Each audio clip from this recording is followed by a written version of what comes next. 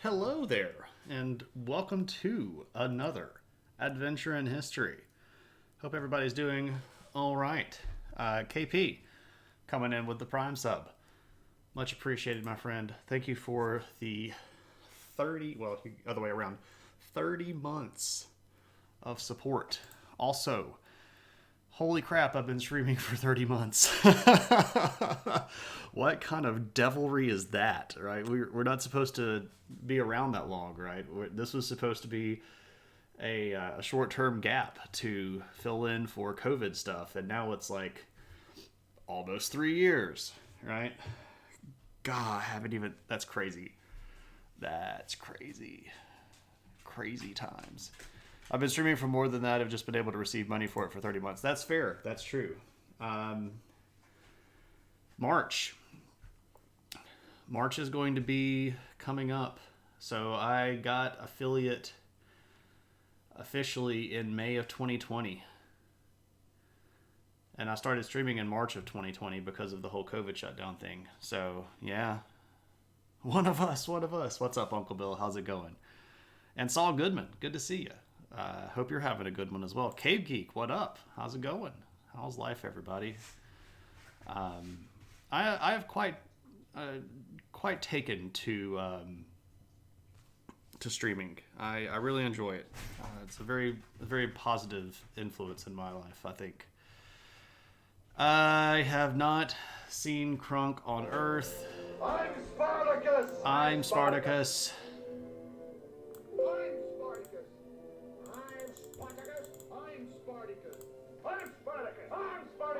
I'm Spartacus. Green Herring is Spartacus. 6 months. That's 2/3 of the way to a Twitch, baby, Green Herring. Thank you so much for that half of a year of support, my friend. Much appreciated. I've not seen Crunk on Earth. Everybody was trying to get me to watch that when it first came out in the British world. I'm supposed to watch at least one episode of it on stream because I don't think bribed and blackmailed are the right words, but there was a donation that was given to me in the effect of, here's money, you're going to watch this. So at some point in the future, I'll watch an episode on stream. I have to make sure that certain people are around to be able to watch me react to it. Everybody just loves it. I haven't seen any of it, and I kind of want to... Yeah, no, it's not really a bribe or a blackmail. It's more like, I'm giving you this, and now you're going to do it. So it's like a pre-gift or a pre-ward instead of a reward. Because, like, I didn't do anything for it to follow. It's a pre-ward. Like, hey, here, you're going to do this. I don't particularly care for that metaphor, KP, but I can't necessarily deny it. Money up front. I was commissioned. I'll take that one, Uncle Bill. That one at least reserves some level of dignity for myself. I was commissioned to watch an episode of Crunk on Earth, and I will eventually, I don't know when that's going to be, commissioned without consent. Bold of you to assume that I have dignity. That's fair. That's fair. I think I have some level of dignity. I don't know if I have any shame. I think that's where I might be missing the sort of necessary social toolbox kit. I don't know if I have any shame. I full on kissed Mac in a lab coat on the day of my bachelor party for $20. So, like, I mean, it's $20. Yeah, and it's a good story afterwards, right? So, no shame. I hope Mac isn't here. Is he here? Okay, he's not here.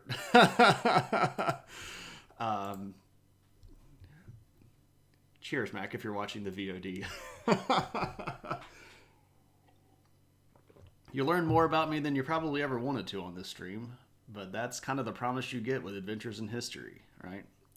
The only dignity that matters is the dignity we perceive in ourselves.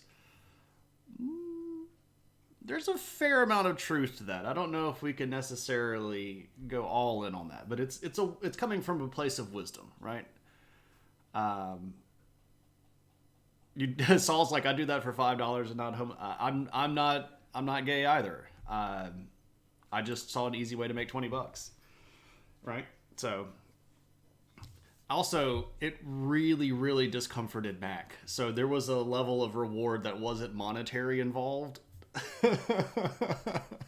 Anyway, enough about me kissing Mac. Anyway, we're supposed to be talking about Yugoslavia, which is a viewer request, right? Because it's viewer request night. And this is our 70th viewer request stream, which is kind of crazy to think about too. Now, we haven't been doing these for as long as we've been doing Adventures in History, but this is something that I instituted kind of early on, not necessarily immediately, but I like it. I like giving the viewers the ability to say, we are interested in this, and you should talk about this.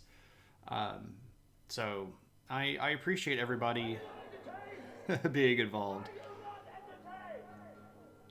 Is that not why you are here? Aristotle. What's going on, man? Sorry I missed your stream. I was... Noger's like, you're philosophy. What's up, Aristotle and all of Aristotle's homies? You probably know me from Aristotle's chat. My name is Shane.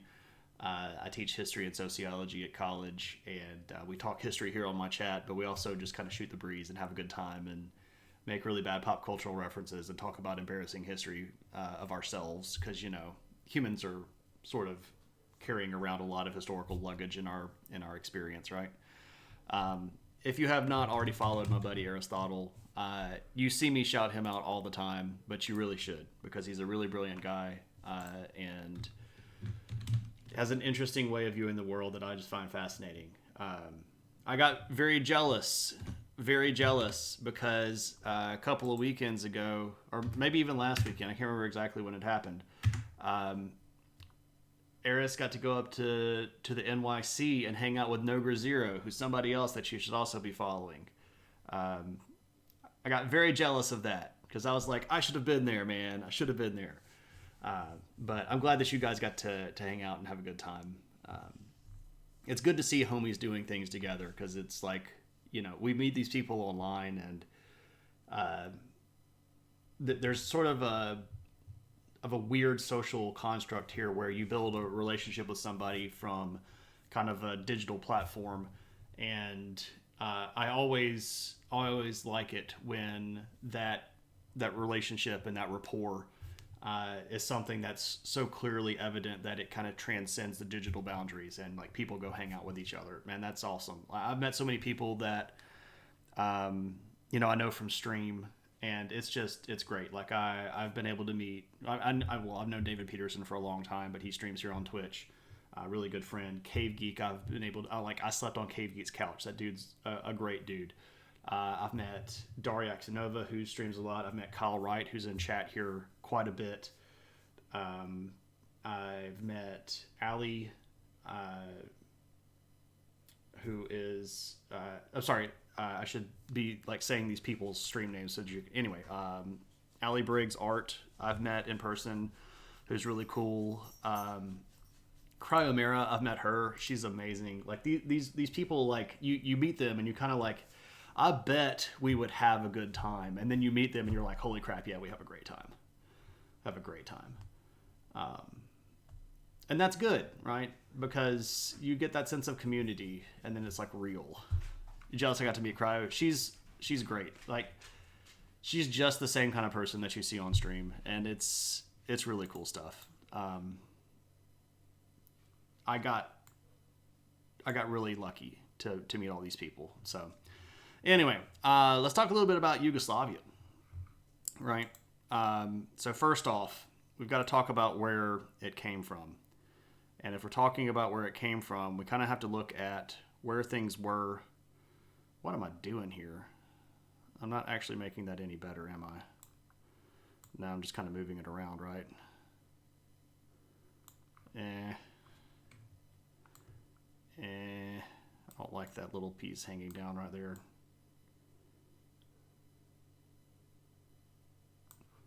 Gracious. What am I doing here? I'm going crazy. That's about as good as we're going to get it, right? Eris is going to hit that lurk. All right, man. I hope you have a good one. Hope things are going well for you. I didn't even ask how your stream was or how your day was going. I'm a pretty horrible guest, man. Or a host, rather. But I hope you're doing well, Eris. Eris is a good dude. One day we'll get to hang out sometime. Anyway, so if we're looking at what we're talking about, we are talking here about the Balkan Peninsula. And if you know anything about the history of the Balkan Peninsula, at any given point, there are a lot of people in this area.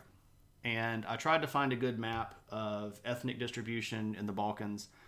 And I found some that were pretty good, but the issue is I knew that they weren't going to show up in a detailed way here on stream, because you're probably not getting this in super duper high resolution.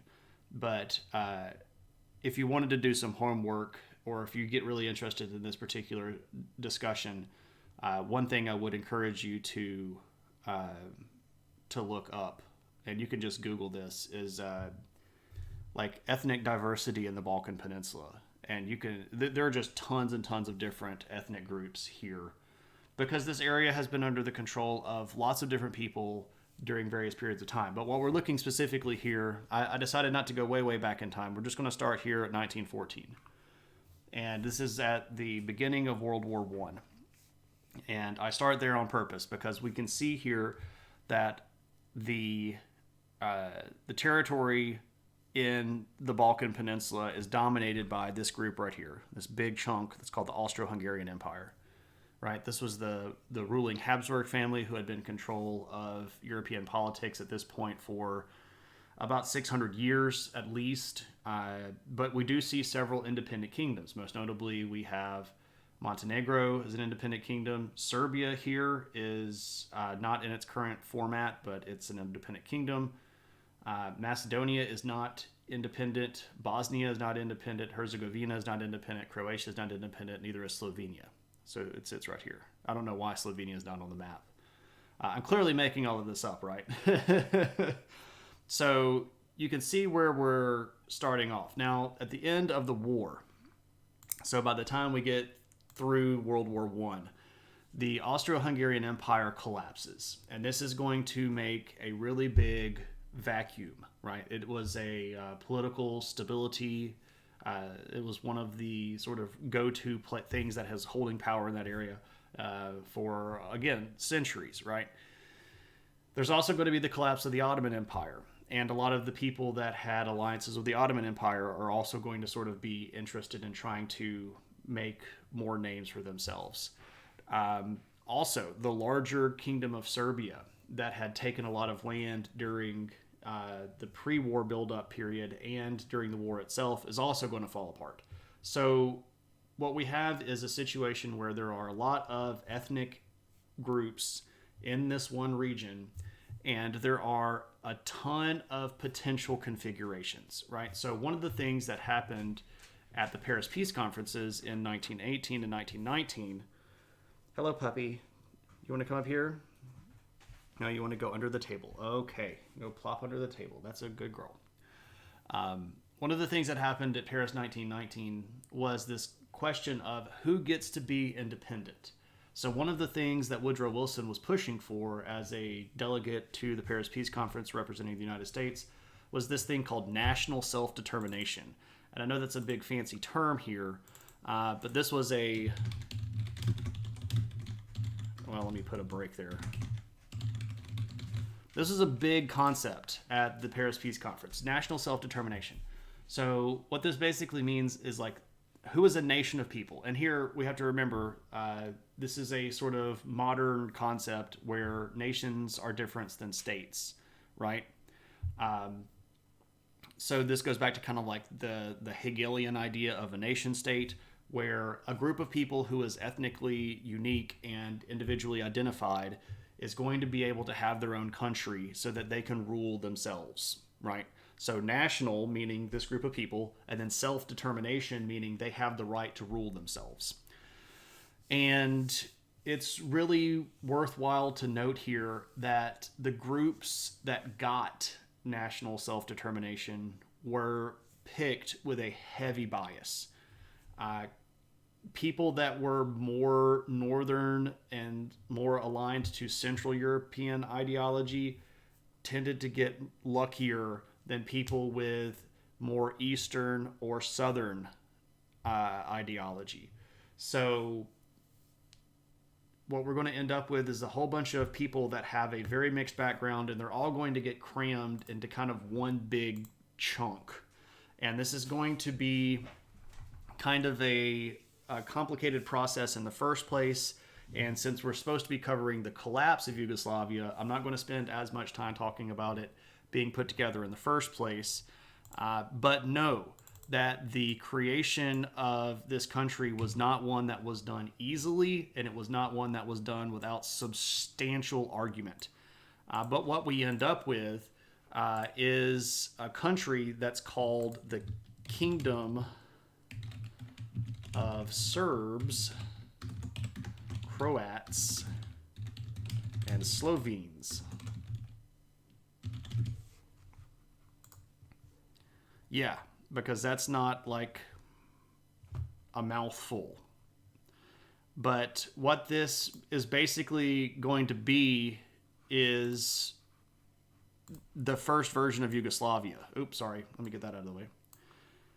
What's up, Dane Karen? How's it going? Hey, Allie. I said things about you earlier. I don't know if you heard them. They were all horrible. I'm just picking. I said it was very nice to meet you.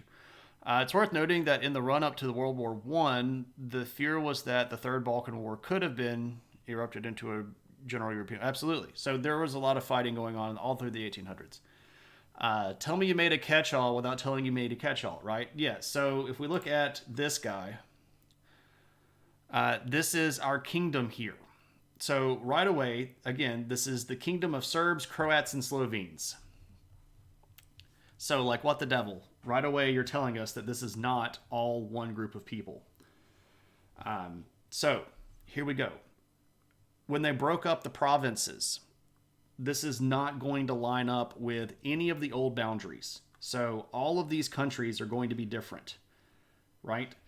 Croatia and Slavonia is not what it used to look like under the Austro-Hungarian Empire. Slovenia up here, not what it looks like. Bosnia and Herzegovina is going to be close, but it's actually going to be significantly larger. We have another state that no longer exists called Dalmatia, which basically runs along the coastline right here.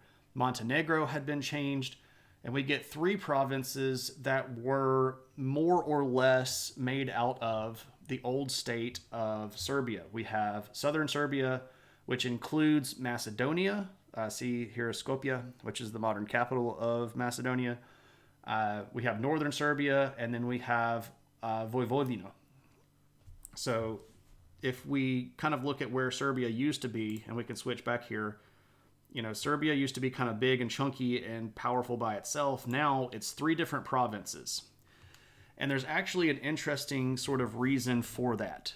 Prior to the creation of the kingdoms of Serbs, Croats, and Slovenes, the Serbs were generally considered the most powerful of the ethnic groups. So by divvying up their population in 3 individual provinces and then scattering some of them through Croatia and Slavonia and some of them through Bosnia and Herzegovina, you actually dilute the Serbian vote. And the way that a lot of this stuff happens here with the sort of parliamentary process of the early kingdom was that each province kind of got a little bit of a vote or a little bit of a say-so, but it was ruled as a kingdom. So we do have a monarch. This is such an interesting case. My former manager had an international passport, and when it ran out, Yugoslavia had broken up, and he got 3 passports to replace his 1. Wow, that's kind of crazy. I wonder which ones he qualified for. I wonder if he got one from Bosnia, Serbia, and Slovenia. I don't know. That would be really interesting to see what all recognized.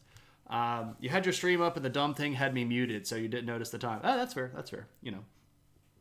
Okay, so who are we going to pick? Well, there was an old ruling family line called the Karađorđevics. And the first king that we're going to get is a guy named Alexander I. He got Bosnian, Serbian, and Croatian. Interesting. Yeah, I could see that one. Yeah, because there's like a little corner where all three of those kind of meet up. Anyway, this guy is King Alexander the First of the Kingdom of Serbs and Croats and Slovenes. Now, who is this guy and what's he doing? Well, he takes over.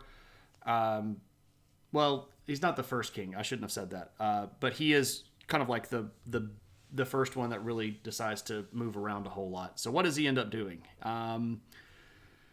He decides that he really wants to push this kingdom angle, even from a early period of time. So the kingdom was made in 1918. When he takes over, it's 1929. There's a guy named Peter before him, Peter the First. I apologize for saying that Alexander was the first king. That was me goofing up. But Alexander is the one that's really going to push this king idea. There was a lot of rumblings. Not everybody was super interested in being combined into this group. A lot of the ethnic identities thought that they should be independent. They should be kind of out and able to make their own identities. They didn't get the national self-determination. They got kind of mushed together.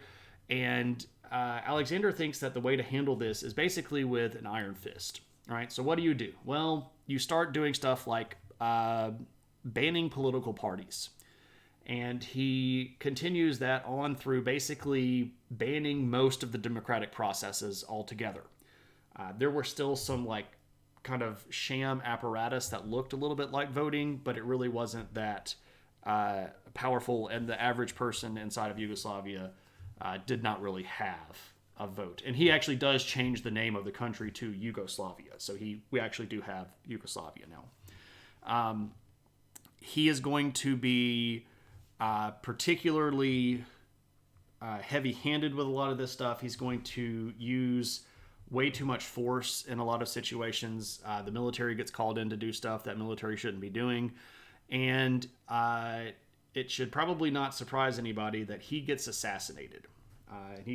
The people that assassinate him are people that were sort of pushing for independence in some of these kingdoms. Now, the problem with an assassination is that now you need a new ruler. And this is where things are going to go really sideways, because everybody knows that Yugoslavia is unstable, right? Everybody just knows this. And this is going to be pretty bad. Now, when Alexander dies, he does have a son. His son is very, very young, though. His son's name is Peter. And the guy that kind of takes over in lieu of Peter, who was a child at that point, is this guy named Prince Paul, who is this guy. So Prince Paul acts as a regent while Peter is still very, very young. Now, Yugoslavia is not doing very well, right? The internal politics are, again, very, very messy. And we're coming up on a fairly fateful event, which we know is going to be happening here, which is World War II. And as a way to try to get threats off of his back, Paul is going to get bullied by the Germans into joining what is basically the Axis powers. There's something called the Tripartite Agreement, and they sort of sign on as signatories under the threat from the Germans, and this is Hitler's Germany, that if they don't sign it, they're going to get invaded. So he kind of gets pushed into siding with the bad guys in World War II, and this is going to be pretty bad, because when he does this, nothing like diplomacy at gunpoint. Yeah, really. When he does that and sort of declares for the Axis powers, that's going to mark him as a bad guy. And Britain is going to move in, and they're going to kick him out of power. So Britain is going to effect a coup in a foreign country here and kick Paul out of power, and they're going to put the young King Peter actually on the throne. But of course, he's still rather young, and Britain's kind of running the show from behind the scenes. He's taken a side regardless. Yeah, exactly. Like once you take a side, regardless of how you got there, now you're on the other side, and we're going to come get you. So Britain swoops in, pushed out Prince Paul, put Peter on the throne, and they're kind of running the show from the background now. This does not sit well with Hitler at all. At all. So what does Hitler do? Hitler invades. In 1941, Germany invades Yugoslavia, and they're going to basically take over the country and set up a whole bunch of fascist dictatorship little things. Rob Paul to pay Peter? Right, exactly. And they're going to officially dissolve the monarchy. Now, Peter is still alive. He's not dead. He actually gets out. But during World War II, the kingdom is going to get chunked up into these little kind of like Nazi states, right? Kind of like Vichy France. That's not surprising. Britain has had some very young monarchs. Exactly. What's up, Raveland? Good to see you. So Paul is out, and Peter is technically the king. Peter was still a very young guy, though. So here's Peter kind of like right before he ends up on the unfortunate end of history. Very young. I think he's like 17 or 18 in this photo, maybe. Anyway, he might be older than that. I shouldn't have even guessed at an age. That was a bad thing for me to do. I don't like guessing. I shouldn't have done that. Anyway, so under the Nazi reign, the only sort of region that gets its independence is Croatia. Now, this is really kind of weird because Croatia had not been independent under the Austro-Hungarian Empire. They had been kind of like an autonomous zone where they had a little bit of self-government, but they weren't fully independent. They weren't like Austria or Hungary. Would have grown. Yeah, he was a good-looking dude, right? He's got some good features. Got that nice long jawline, right? But so Croatia is going to get to be independent, and Germany decides to give other portions of the region to other countries. So Bulgaria gets a piece. Specifically, Bulgaria gets some of what is Macedonia. Italy is going to get some of this down in the southern region because at that point they were also effectively controlling Albania.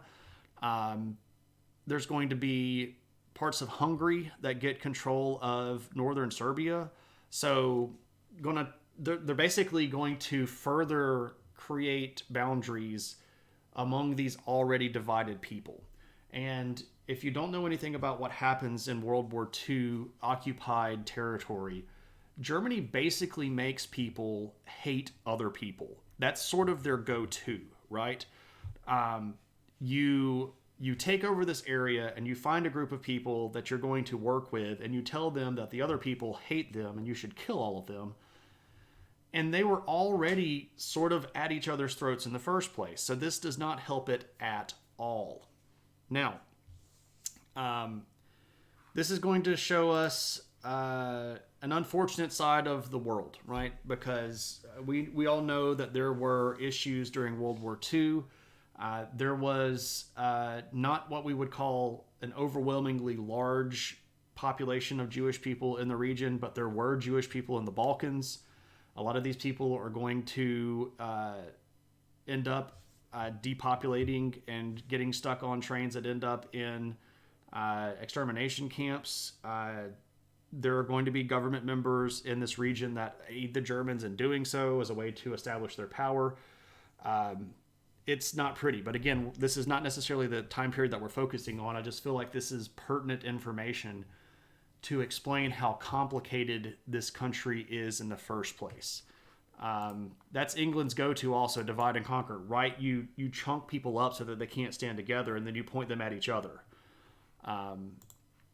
And it's pretty messy stuff. Now, in the midst of all of this, there is going to be a particular guy that is going to start standing out and above. Josip Broz Tito, who is this guy. Now, this is from him when he was older in life. He was younger at this particular point. Oh man, hope the kids are okay. Sorry to hear about that, KP. But yeah, man, thanks for the lurk. I appreciate you. So Tito,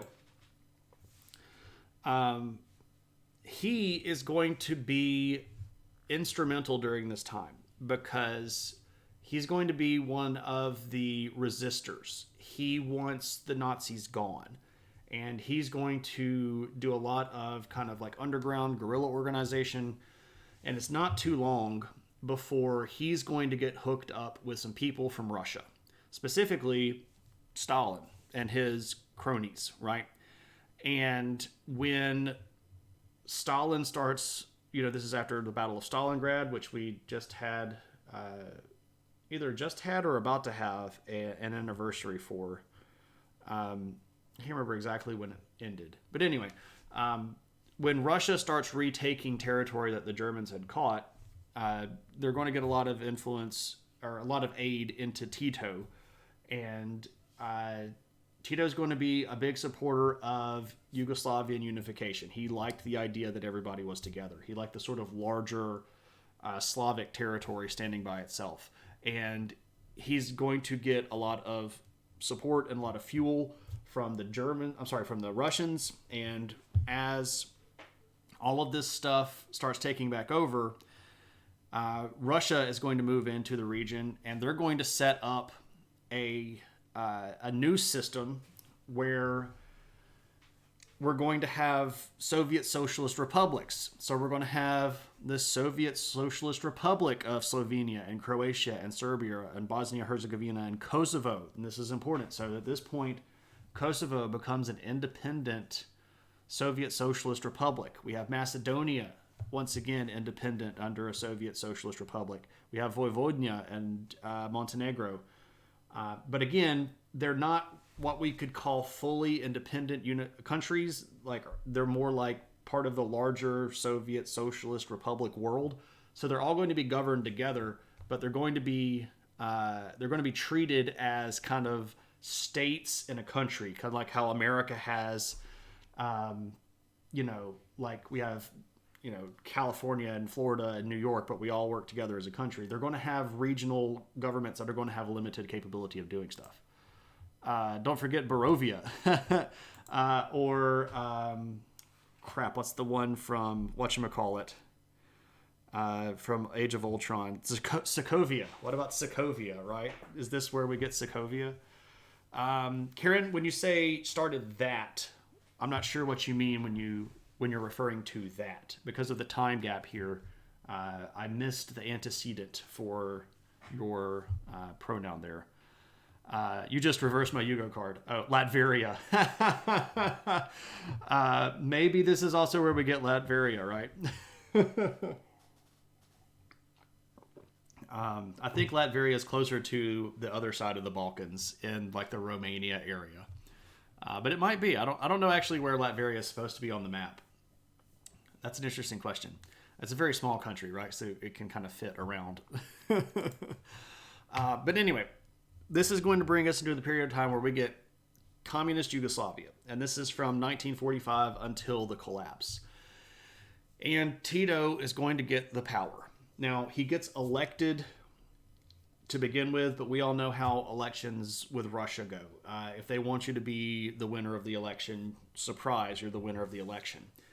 But they get a little bit more than they wanted with Tito, because he's not really easy to control. This guy has a lot of independent ideas. He's got a lot of elected. He's got a lot of unique takes on how things should work. And in 1948, Tito is going to do something that's pretty bold. Pretty bold. He's going to start talks with America. And that by itself is crazy talk, right? We're 3 years out of World War II, and here's a communist country that's under the larger umbrella of the Eastern Bloc. And they're going to open negotiations with America, specifically here looking for American aid, right? Because America had all this money that they were dumping into Europe to rebuild Europe after World War II. And Tito was like, we would like some of that money. And Stalin was like, dude, you're not supposed to ask America. You're supposed to ask me. And Tito's response is sort of, America will actually attach fewer strings to aid than you will. So I'm not really excited about asking you for aid because you're going to basically use that as a cudgel against me. So I'm going to ask the Americans, and all they'll want me to do is trade with them and treat people nicer, which I'm not going to do anyway, and they're not going to stop giving me the money, right? So it's kind of a win-win situation. But this is going to be a big moment because this is one of the first times anybody stood up to Stalin. And it was kind of like you jump out of the plane and you hope that when you pull the thing, the parachute comes out and that you didn't grab the pack with all the tools in it, like on the cartoon. That must have seemed crazy, but also showed the yeah, exactly. Hey, y'all got any more of that Marshall Plan money? I got that meme, Maddie. I got that meme. And yes, America did have more of that money, and they threw a lot of it at Yugoslavia. They got a lot of that money, right? So what's going to happen here? Well, strangely enough, America is going to have a little bit of an impact on Yugoslavia. Specifically here, Tito is going to allow a little bit more internal autonomy. A little bit more. Now, some of the states start doing stuff that looks a little bit more Western. For example, in some of the states, they recognize that there are 2 official languages. Now, I know that to us, that doesn't necessarily seem that big of a deal. Like, America doesn't have what we would call an official language. And a lot of the countries that are in Europe today have 2 official languages or maybe even more. And a lot of countries in the world, have multiple official languages. But we have to remember here that by admitting that your country has 2 official languages, or this language has been recognized as an officially recognized minority language, you are admitting that there is a sizable ethnic minority of people in your country that speaks that language. And I know that doesn't seem like that big of a deal. Like today, we're just, okay, cool, whatever. But in this area of the world, for some of these countries to go, oh yeah, like Macedonia, for example. Like Macedonia says, there are ethnic Albanians in our country. We should recognize that Albanian is an officially recognized minority language. Slovenia had some Croatian people. They're like, we should recognize that Croatian is a language that people speak here. This is the kind of stuff that was going on. Yugoslavia has a lot of languages, though, not just dialects, right? Well, yes, they do have actually different languages. So there are dialects of those languages, but there are actually also different languages, right? So broadly Slavic in nature, but also quite a bit of independent language stuff among ethnic groups. So looking kind of nice. Things are kind of going okay. So don't think that Tito was a good dude. Don't think that he was a good guy. By the time we get to 1963, he just decides that running for office is too much, and he decides, I'm just going to give myself presidential power for life. And he does, because, what you going to do? He was already in charge. He'd been in charge since 45. By 63, he had already been in charge for, 17, 18 years. May as well just go ahead and make myself president for life, because you can do that, right? Voting is so tedious. What's up, Shmonite? How's it going, man? Official dictatorship, right? I have been given power to declare myself in power forever. You gave me the power. I'm going to make the power happen. Whatever, you know what I'm talking about. Now, this doesn't go over so great. A lot of people don't actually like this, and there was a lot of growing unrest about the seeming return to the monarchy, right? What's up, Viscera? Good to see you. I saw a picture that you did that you posted on, I think it was Cryo's Discord, where it's like a lady holding some like internal organs. That stuff was wicked cool, man. I appreciate that artwork. Very visceral and very obscure, which I guess it matches, right? But cool art. Anyway, so a lot of people were like, man, he's just becoming the monarchy again, right? We had democracy, but now he's even removing the finger quotes. Like, we're not even having democracy at all. We're just kind of going back to One guy makes all of the decisions. And of course, what this means is he's going to make decisions based on his view, and he's not really going to take into account all of the other, all of the other groups, because Yugoslavia is not, again, just one group. It's a whole bunch of different groups of countries that have all been kind of lumped together. Now, Tito's response to this is, you don't protest in my country. For a second, you thought he literally outlawed the use of finger quotes. In Yugoslavia, from henceforth, you shall no longer use finger quotes. That'd be horrible. That is tyranny, right?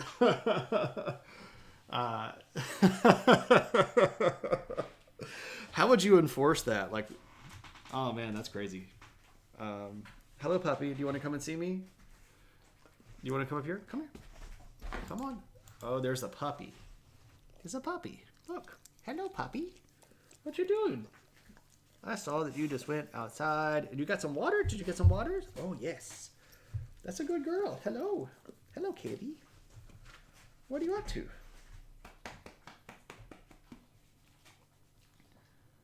Anyone using finger quotes will have their fingers removed. I don't know if you can see the little derpy tail waggling right here. She's got such a derpy little tail. It's like 3/4 of a tail. Such a good puppy. She got a bath on Sunday. Oh my goodness. And then got tortured because when she got a bath, I took her out on the porch and I brushed all of her hair out. Oh my goodness. Oh, she's a good girl. We went on a walk yesterday and had a good time. She got, when we go to the walking track, we'll make a few laps and walk a little bit more than a mile. And then we'll always let her go out on what we call the sniff lap, where we sort of just let her run around and sniff everything. Oh, thank you. Oh, thank you. So this is the paw. She is giving me the paw, which is her way of saying, I appreciate you back. She's a good puppy. Oh, yes.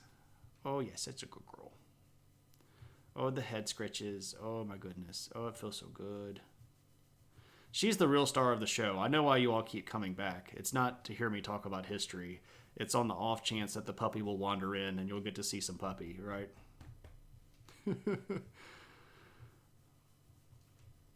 I appreciate that. This is a puppy lick, and it messed my hair up here. Now it's all like stringy because it's got puppy slobber in it. I know what you're here for. I'm Spartacus! I'm Spartacus! I'm Spartacus.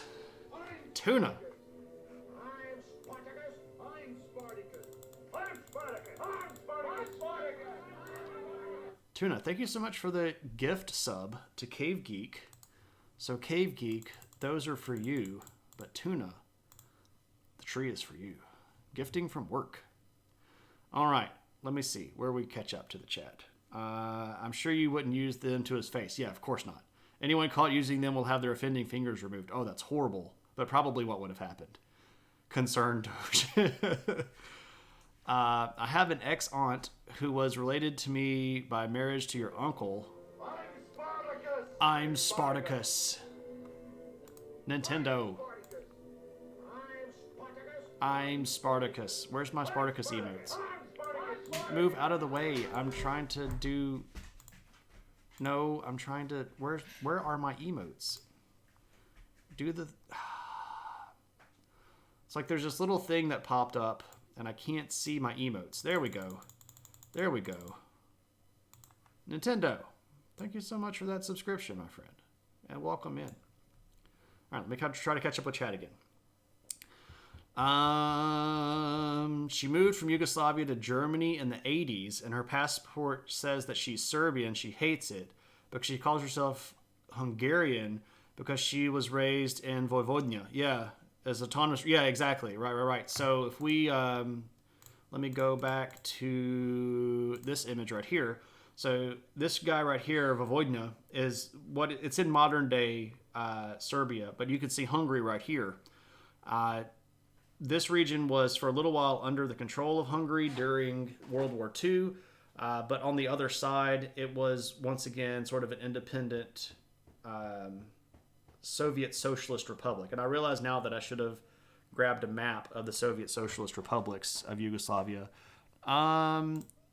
Let's go do that real quick. Can I do this? Nope, that's not going to work. Nope, that's not going to work either. I should have pulled this image up earlier. Soviet Socialist Republics, Yugoslavia. I apologize for not being more prepared for this. That should have been something that was on the list of things to go grab. Yeah, dum-dum. There's Tito. Where's the map? Let's go to the map. Nope, go back. Well, ooh, can I do this? Aha, I can do that. Anyway, so here we go. So we have Soviet Socialist Republic of Slovenia, Croatia, Bosnia and Herzegovina, Montenegro, Kosovo, Macedonia. Serbia does get a little bit of that back. So where it was an independent southern Serbia down here, that was kind of larger. That included Macedonia, Kosovo, and part of this. Now we get a larger Serbia. But here we go. This is Vojvodina right here. Right up there by Hungary. So this is Hungary right here. All right. Glad I could get that. Apologies for not having that image earlier. Bigger minority of Hungarians, correct. Give them the paw. You won't say it's the only reason. I appreciate that, Green Herring. I appreciate that. The puppy does teach us about Yugoslavia, I guess. She sheds a lot. I don't know if that means anything. Gifting from work.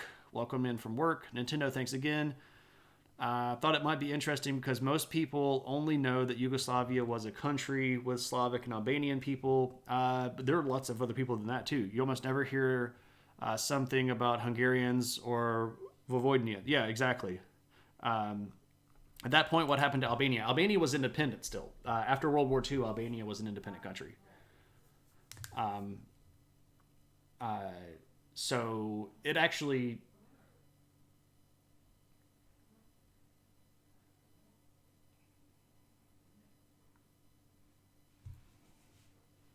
Give me just a second.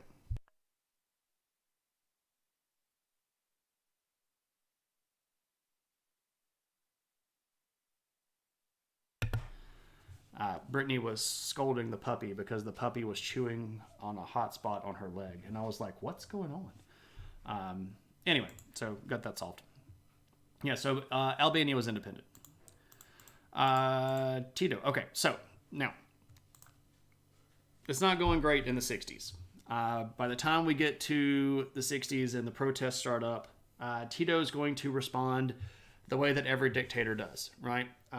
He cracks down really hard. He starts limiting public gatherings. He starts using the military, and he starts being very heavy-handed with police stuff.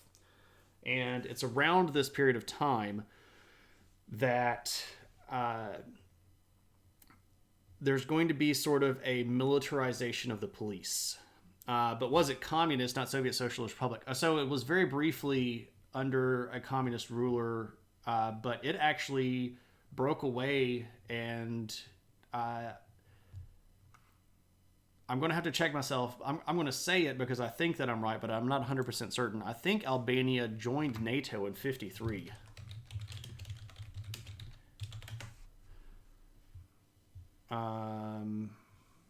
No, it was in 2009. What happened in 1953? Oh, did they leave the Warsaw Pact in 1953? Maybe that was it.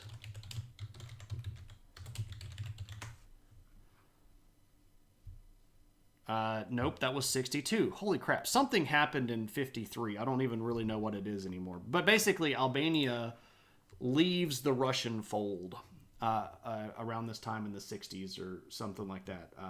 I feel really dumb now because I've just bummed a whole bunch of dates and stuff tonight. They used to be communist, and they were extricated. Stalin died in 1953. Maybe that's it. Maybe that's the 1953. Like, I knew that there was a 1953 around there somewhere. Yeah, because it was Khrushchev that they were fighting with. That's right. Khrushchev sort of like had this whole angry thing with a whole bunch of countries, and Albania ended up leaving after Khrushchev rolled the tanks into Czechoslovakia. That's what it was. It's okay, Shane. I haven't had a date in years. Oh, Moose. Sorry to hear that, man. If I were single and so inclined, I'd totally go out with you.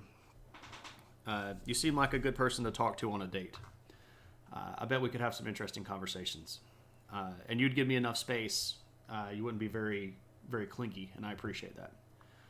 I mean, it's good to do things together, right? But, like, you know what I mean. Like, super over, like, I don't know, like, I don't even know what I'm trying to say here. I appreciate spending time with my loved ones. But there's a difference between, like, healthy spending time and I must breathe the same air as you all the time. And that can be a bit smothering. Not that anybody in my family is that way. I've had some, like, way long time ago past relationships that were. Anyway, that's a whole other story, and we're going back down the rabbit hole of Shane's weird life. Albania was kind of isolated dictatorship in Europe during the Cold War. Yeah. So, Tito cracks down pretty hard. And then the 70s come around. And oh man, the 70s are bad for pretty much everybody because economic collapse, right? This is the same thing that we were talking about last viewer request night with Iran, right? The oil crisis, massive amounts of inflation, massive amounts of economic collapse. Inside Yugoslavia, the government started trying to kickstart their economy, but the way that they were doing this was by borrowing a ton of money. And specifically, they were borrowing a lot of money from the U.S. They were running up this really giant national debt. And the U.S. was kind of letting them do it because this sort of put Yugoslavia in their pocket a little bit. So it's a messy situation. But by the time we get to 1980, Tito is going to die. And when he dies, this is going to basically create a constitutional crisis because he had really been kind of running the show for like the last, since 1945. And, it's 35 years later, who the crap's going to run anything now? How do we handle not having Tito in power? And everybody wants more autonomy. All of the independent Soviet socialist republics immediately go, oh, well, we should just be more in charge. We should be more in charge of ourselves, and we should have a bigger play in the parliament, because the parliament's now going to sort of be a thing again, right? Like it's going to kind of be a new, actually potentially functioning body of government now, and we want more votes in that. But in Yugoslavia, and I said this earlier, but the biggest of the individual ethnic groups were the Serbs. Tito died, well, I mean, he was old as dirt at that point. He was well into his later years of life. And he was a totalitarian dictator, right? So sometimes those people get assassinated early, and sometimes they live forever, right? Like how long did Mao live? He lived forever too. He was, around this time he was still, killing people over in China, and he had been in charge since before World War II. This was height of the Cultural Revolution over in China. So like some of these people just hang on forever. So I would have thought both he would have been assassinated. I mean, it's a fair cop, right? It's not like political assassination hadn't happened in the past. So, it's kind of like 6 1 half dozen another about whether or not he actually makes it through all of this stuff. But he does, and he died naturally. And again, we're going to have more voting. We're going to kind of bring around a little bit more parliamentary action, especially with how the individual SSRs worked in the larger Yugoslavia sort of block, right? So we've got all these different republics, and they're all kind of part of Yugoslavia. But how the balance works is going to be the interesting thing here. And this is where the Serbs, once again, are going to become very powerful because in the just broad population, they're going to have the most. So, of all of Yugoslavian population, the largest plurality of the minorities is Serbians. And this is where we're going to get the appearance and rise of a guy named Slobodan Milosevic, who goes on to do some not good things.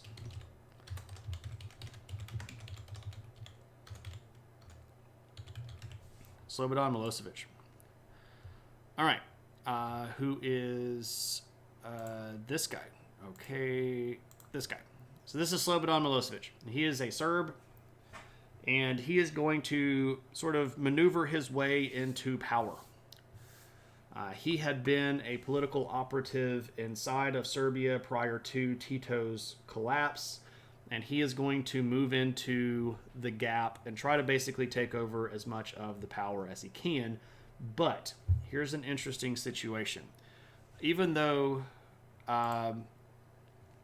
he was pretty evil, even though he, as a representative of the Serbs, has a substantial amount of power, the way that the individual Soviet Socialist republics were set up was that there were enough non-Serb votes to sort of cancel out the Serb votes. And it had almost been set up that way on purpose, going all the way back to even after World War I, where, you know, Serbia's population was divided into three chunks that kind of limited their individual power. Well, Serbia's still kind of in three chunks, and some of the other groups have significant Serbian minorities, but those people are going to get outvoted inside of, let's say, Kosovo, which has a significant Serbian population.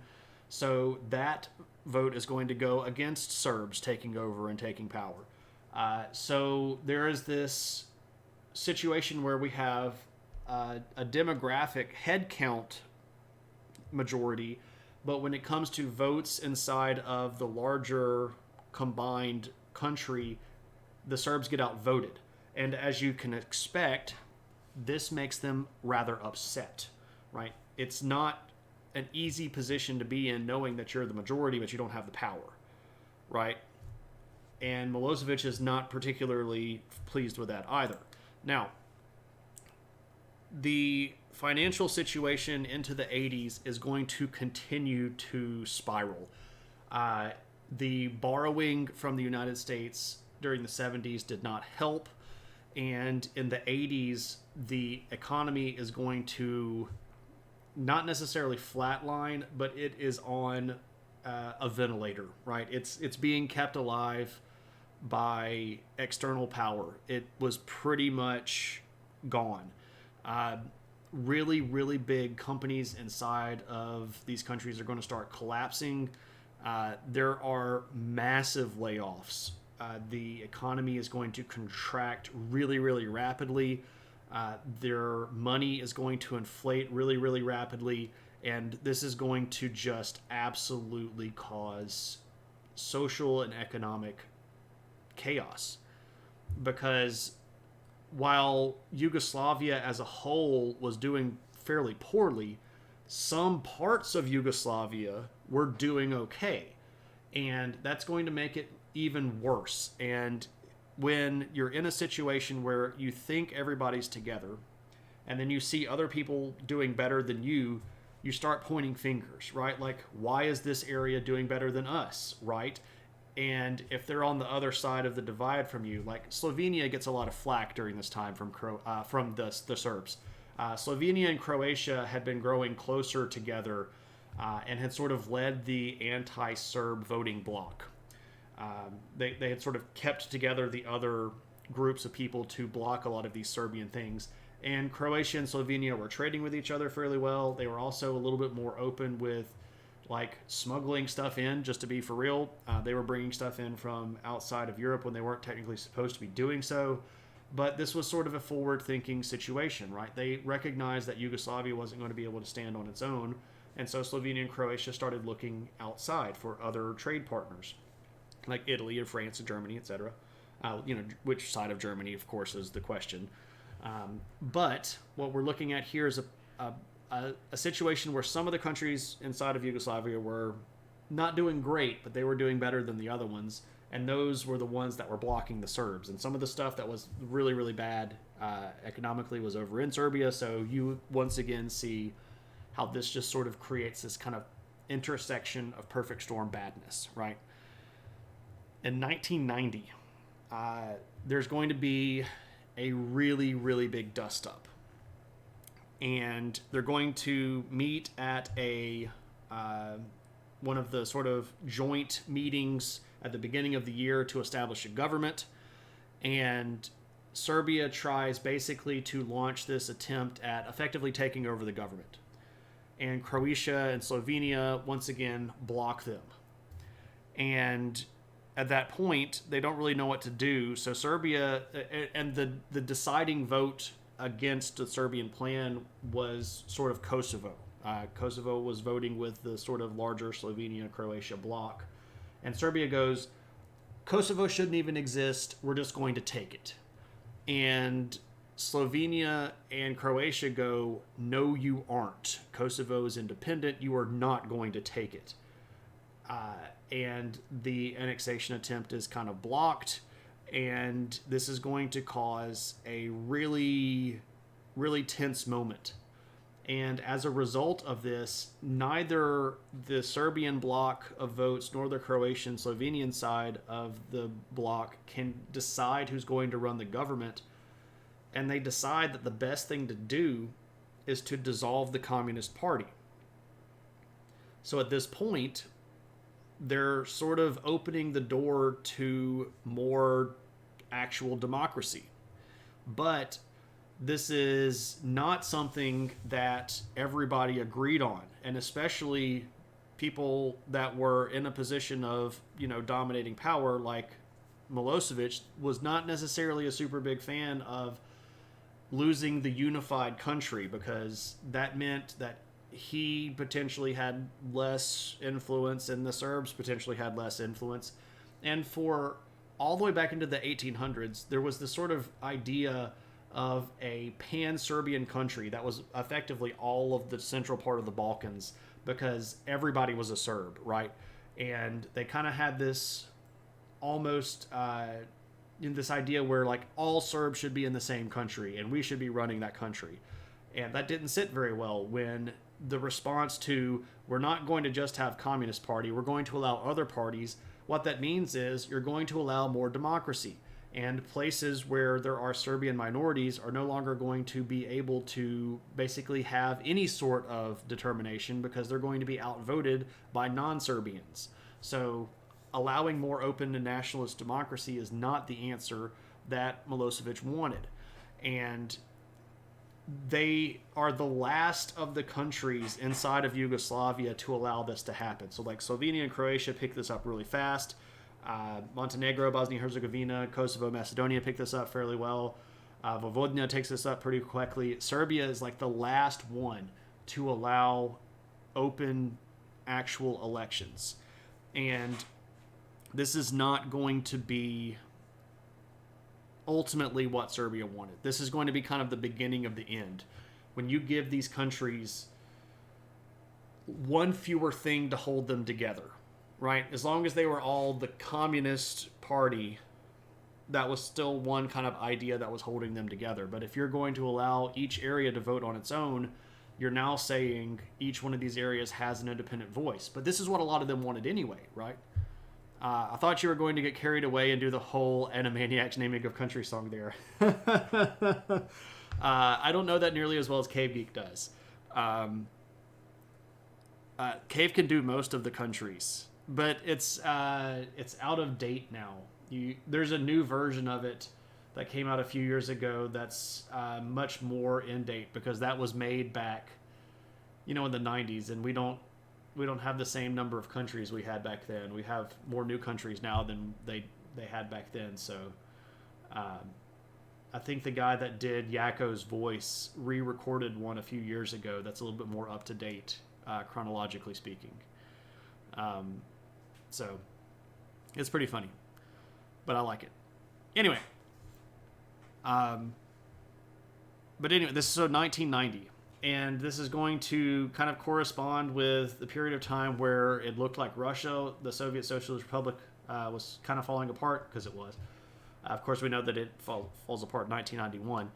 And it just so happens that in 1991, there's some stuff that goes down in Yugoslavia as well. And in a lot of situations, these two things are looked at as somehow irrevocably linked, right? Like the collapse of the Soviet Union also made the collapse of Yugoslavia happen.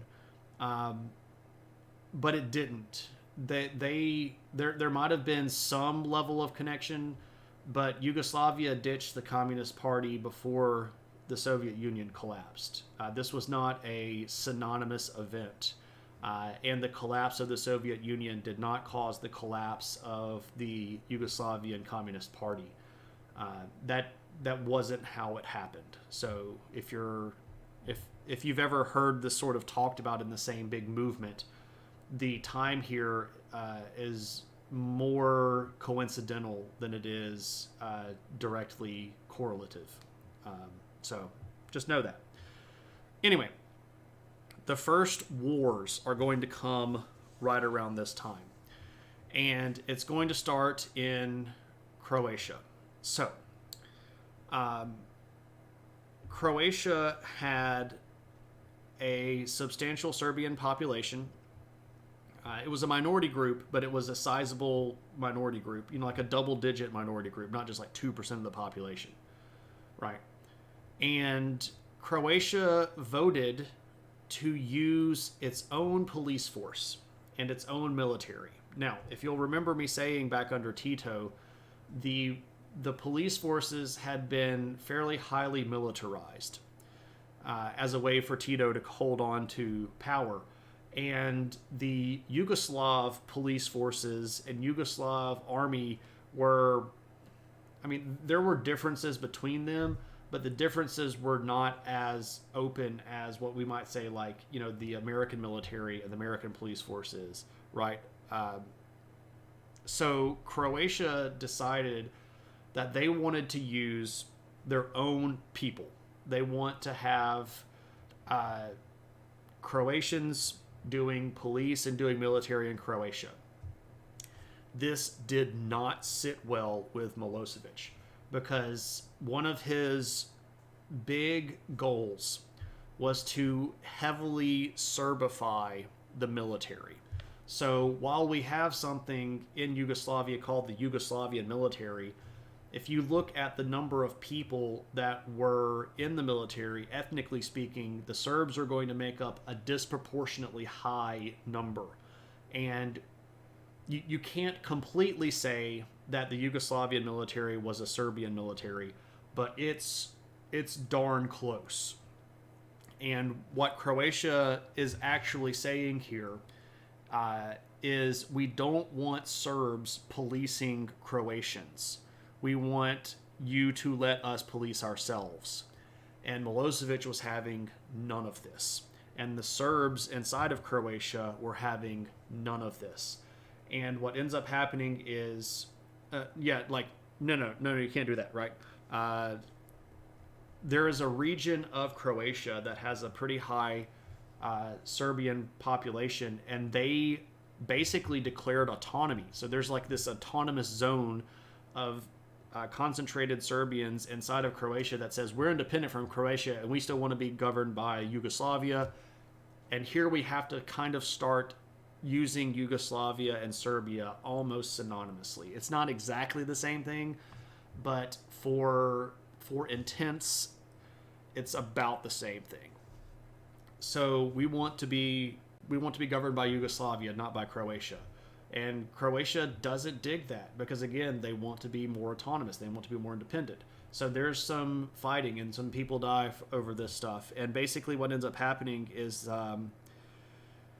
the United Nations gets involved, and they sort of get Croatia to kind of push back some of their decisions for a little while to allow Serbian minorities to immigrate if they want to. Like, if you want to leave Croatia, you can leave, and we're not going to stop you.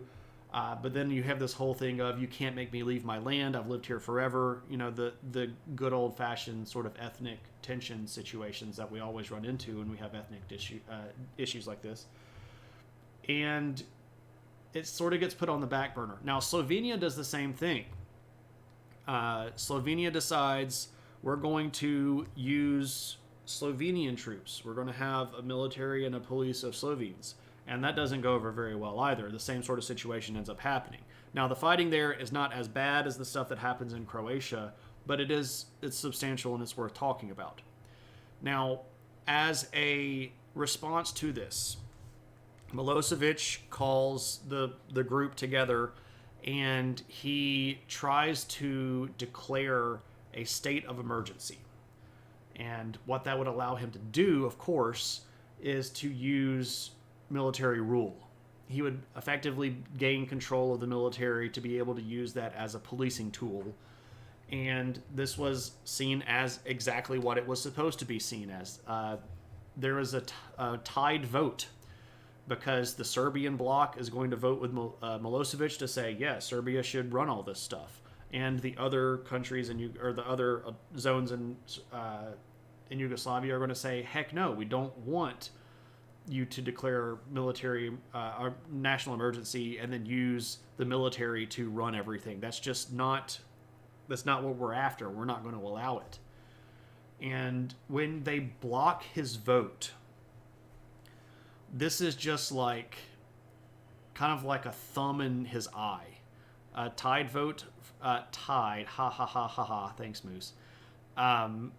This is sort of the last thumb in the eye to Milosevic, and he gets so mad about this because, again, Serbians in all of Yugoslavia are the majority, but based on their governmental structure, they didn't have a natural majority vote, and he is just ticked as ticked can be. And then comes 91. Because in 91, Slovenia and Croatia had been working very quietly, both with themselves and with outside partners. And one of the things that they had done is bring in outside weapons.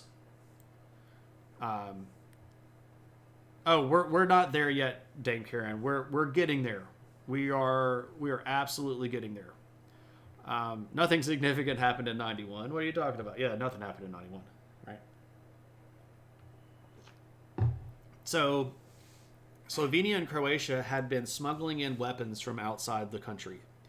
And unbeknownst to people like Milosevic, they had armed their own citizenship. And they had effectively their own sort of quiet police force and their own quiet potential military reserves. And in 1991, Slovenia and Croatia are going to declare independence from Yugoslavia. And this is big. This is really, really big. Because all of the army that was Yugoslavian in those countries were going to immediately set on them, right?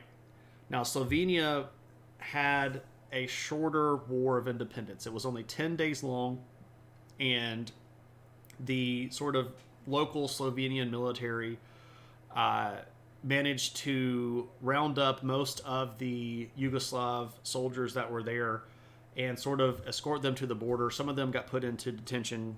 Some of them got arrested. Some of them got tried. But the Slovenian war didn't go as horribly as other ones did. So Slovenia gets out fairly easily compared to others. Inside of Croatia, there was still that Serbian autonomous zone that had claimed that it was basically still independent. Now, this is going to, once again, it's going to show that the international community is going to try to step in again, and they're going to go, wait. You really should let all of these Serbs go. If you all are going to start fighting, you really should try to get these Serbs out of the country. And Croatia agrees once again to kind of back down a little bit, but they kind of make it pretty clear that they're not really interested in just sort of letting these separatists hang around. This is when Moses said, "Let my people go." Well, I mean, the thing is, they didn't necessarily want to keep these dissidents inside of their borders.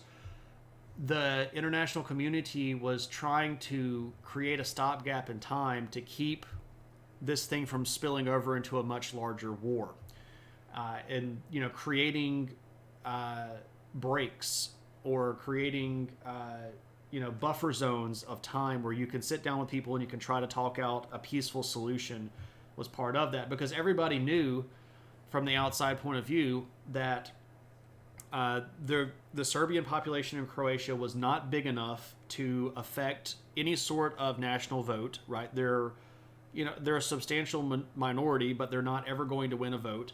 The Croatians, they weren't necessarily super excited about having them there, but they also weren't necessarily going to care if they left. Like, if you bunch of rebels want to go be ruled by the Serbians, fine, go ahead. But we're not going to let you just indefinitely kick the can down the road, because while you're doing that, Milosevic and the Yugoslavian army has more time to prepare counterattacks. So we're not going to just sit here forever and let you get your way by claiming, you're going to have all this stuff. And to be fair, on the other side, Milosevic was saying, look, the people in Croatia are not friendly to the Serbs. And if we just let everything go crazy, they're going to try to kill everybody in Serbia. And there was absolutely a concern about that. The guy that was running Croatia at the time is a guy named Franjo Tudjman.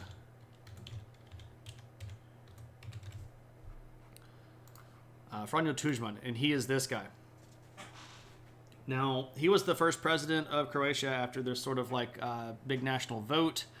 And this guy was, again, he's not necessarily super friendly to the Serbian people. He really didn't like the fact that they were being, so troublesome.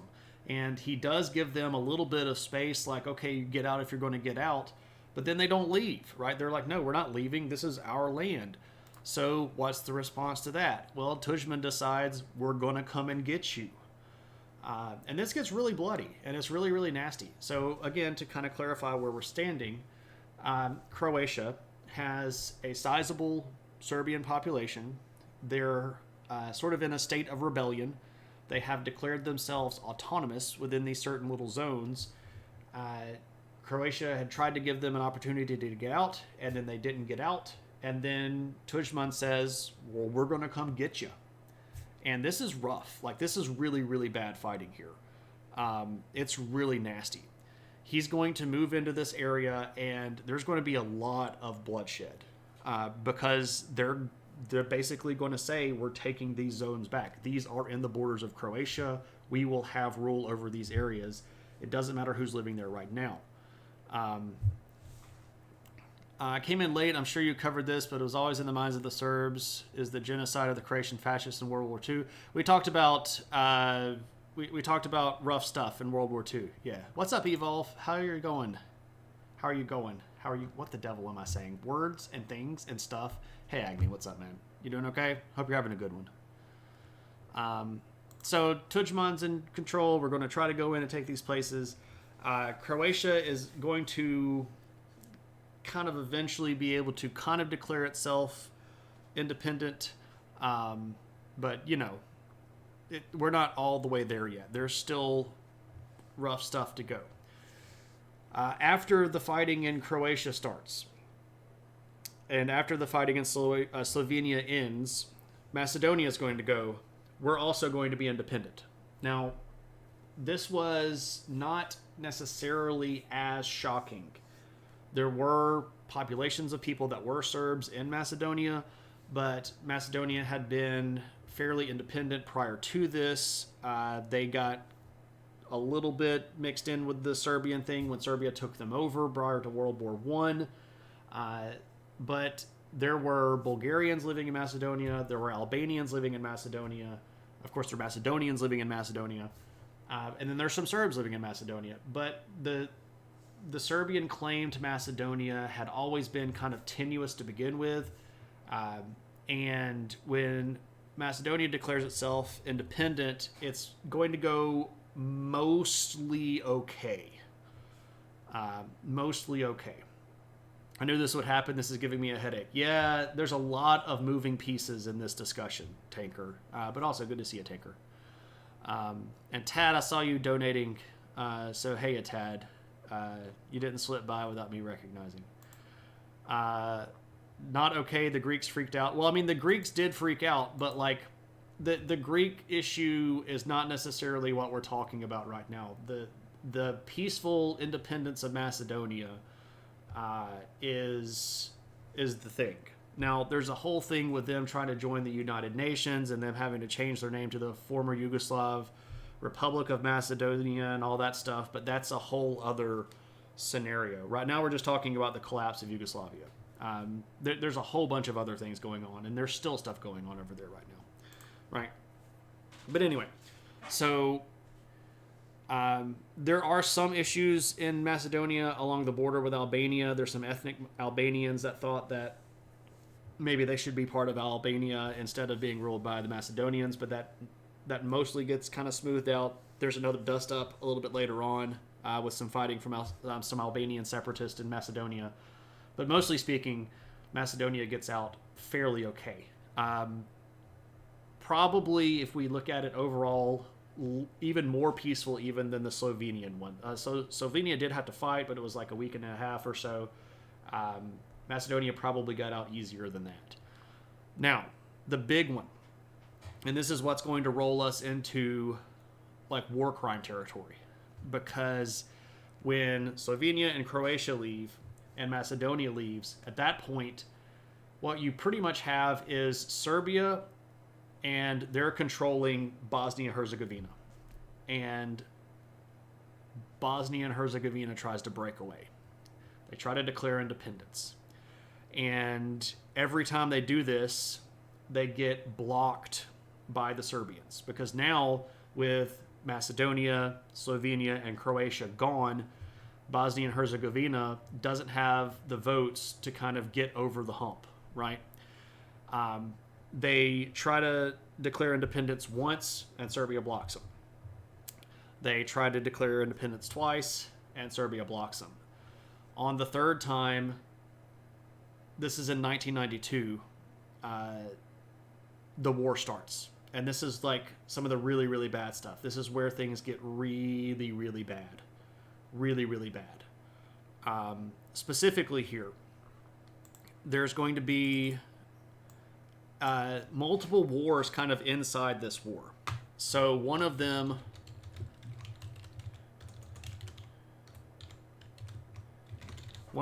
is the Croat-Bosniak War. And this is going to start between Croatia and Bosnia. So let me pull up the modern borders right here so that we can look at what we're talking about. Okay. So just to keep everybody in the loop, here we have Slovenia. It broke away in 91. 10 days of fighting, independent. Here we have Croatia. It broke away in 91, still fighting.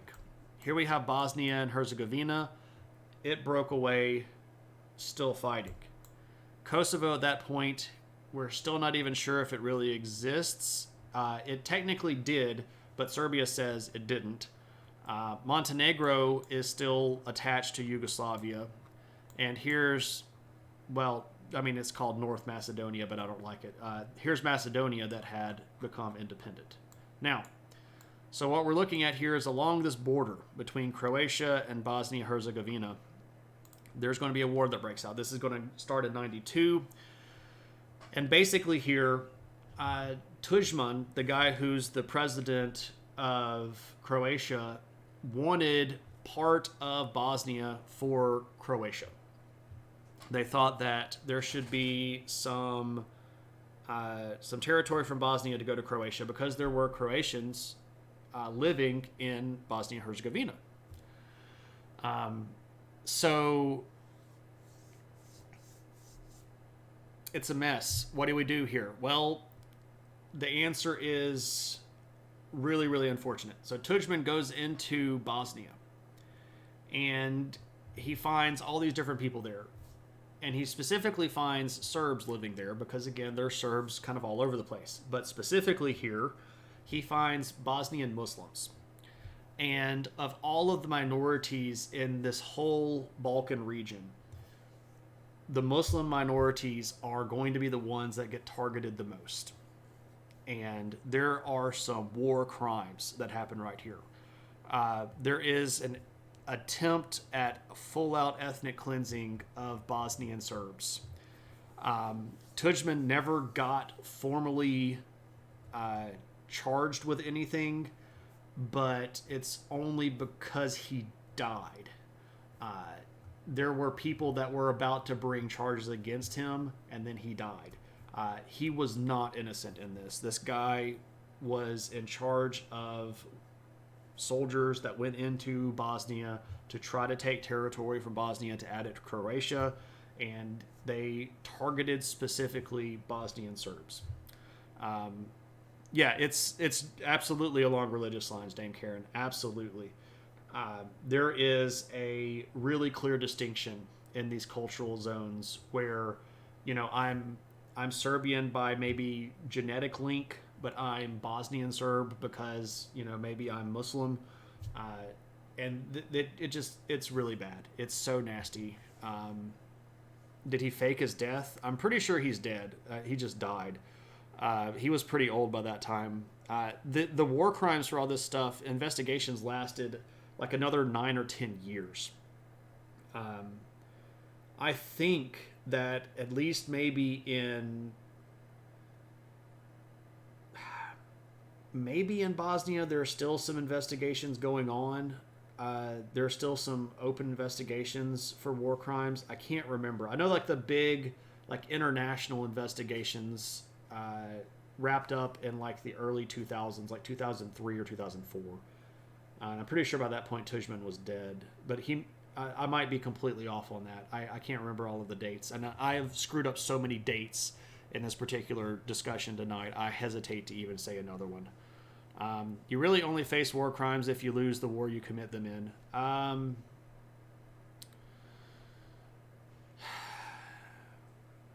There's a fair amount of truth in that, KP, and it's unfortunate and true.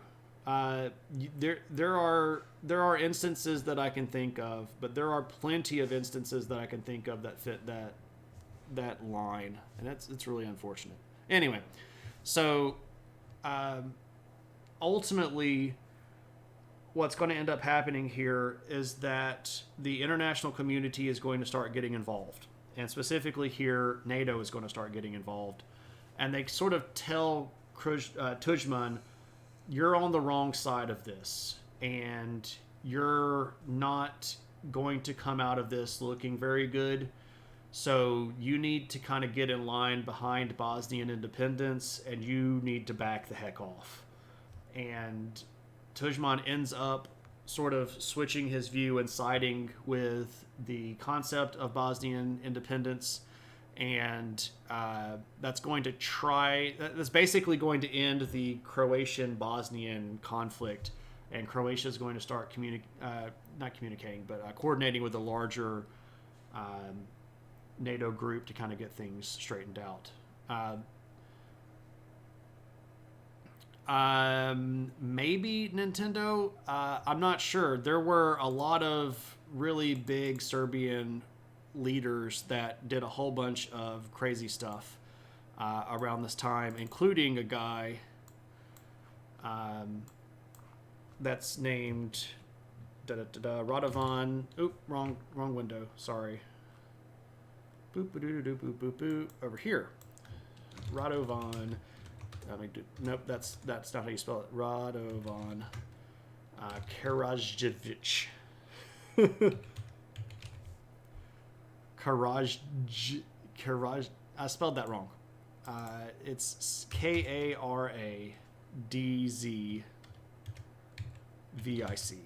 Karadzic. Radovan Karadzic. This guy. Right here. So this guy is one of the Serbian commanders in the war, and he is going to be one of the people that gets caught up in the later war crimes trials. He's sort of in charge of running the Serbian group that was the Serbian minority inside of Bosnia-Herzegovina. right? So Bosnia and Herzegovina had a Serbian minority as well, and he's going to be the guy that sort of runs their group. This guy gets the nickname the Butcher of Bosnia, and he was guilty of a lot of stuff. Regardless of whether or not he got convicted in international court, everybody knows that this guy was involved in a lot of stuff. Specifically, he's going to target, again, Muslim minorities, but he's really going to kill anybody from Bosnia. So around this time, the United States is going to try to get involved, and this is when Clinton, who was the president at the time, finally figured out that there was genocide going on. And I will, to this day, criticize Clinton for dragging his feet on this stuff. Everybody knew what was happening.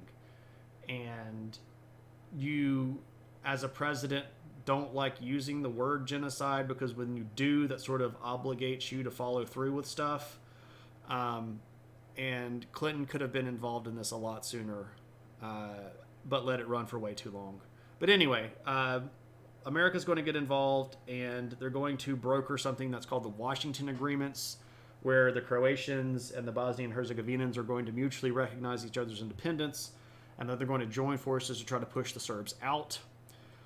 This is going to bring into a larger NATO/United Nations efforts to produce something that's called the Dayton Accords, where a lot of other nations outside of this are going to recognize Bosnian-Herzegovina independence. And this is going to mostly end most of the violence inside of Bosnia. Sounds like a pleasant fellow. He was not. It wasn't until recently that America recognized the Armenian genocide. Correct. That was President Biden, and good for him for doing that. Slobodan Praljak claimed that he wasn't a war criminal and then drank poison at the end of 2017. Huh. I don't recall hearing about that, but I can't claim to remember all of the news all the time. I wish I could. I wish I had, the full retention memory thing, but I have to kind of work at getting stuff put up there. Unless I don't. And sometimes I just remember random junk. Like I was talking with my wife before I got on stream, and I still remember KP's number from when he had a landline at his parents' house, and it was just somehow stuck up in here. Because, for whatever reason, my brain remembers junk like that. I don't know all of the things. Green Hairy Guy, I appreciate your vote of confidence, but no, I don't know all of the things. I don't even know what I would consider a sizable portion of all the things. I might know more than the average person, but I do not know all of the things. I know very few of the things. I am wise enough to know that I am an idiot. So I watched it happening. That's the only reason to remember. That's fair. That's fair, Dan Curran. I'm 90% sure you remember my parents. Mine was pretty easy to remember because it had lots of 4s in it. So not all of the things. Unfollow, cancel.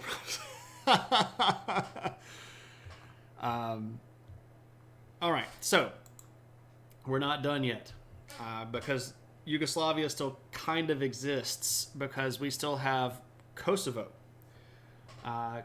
Kosovo is going to declare itself independent in 1995. That does not go over very well.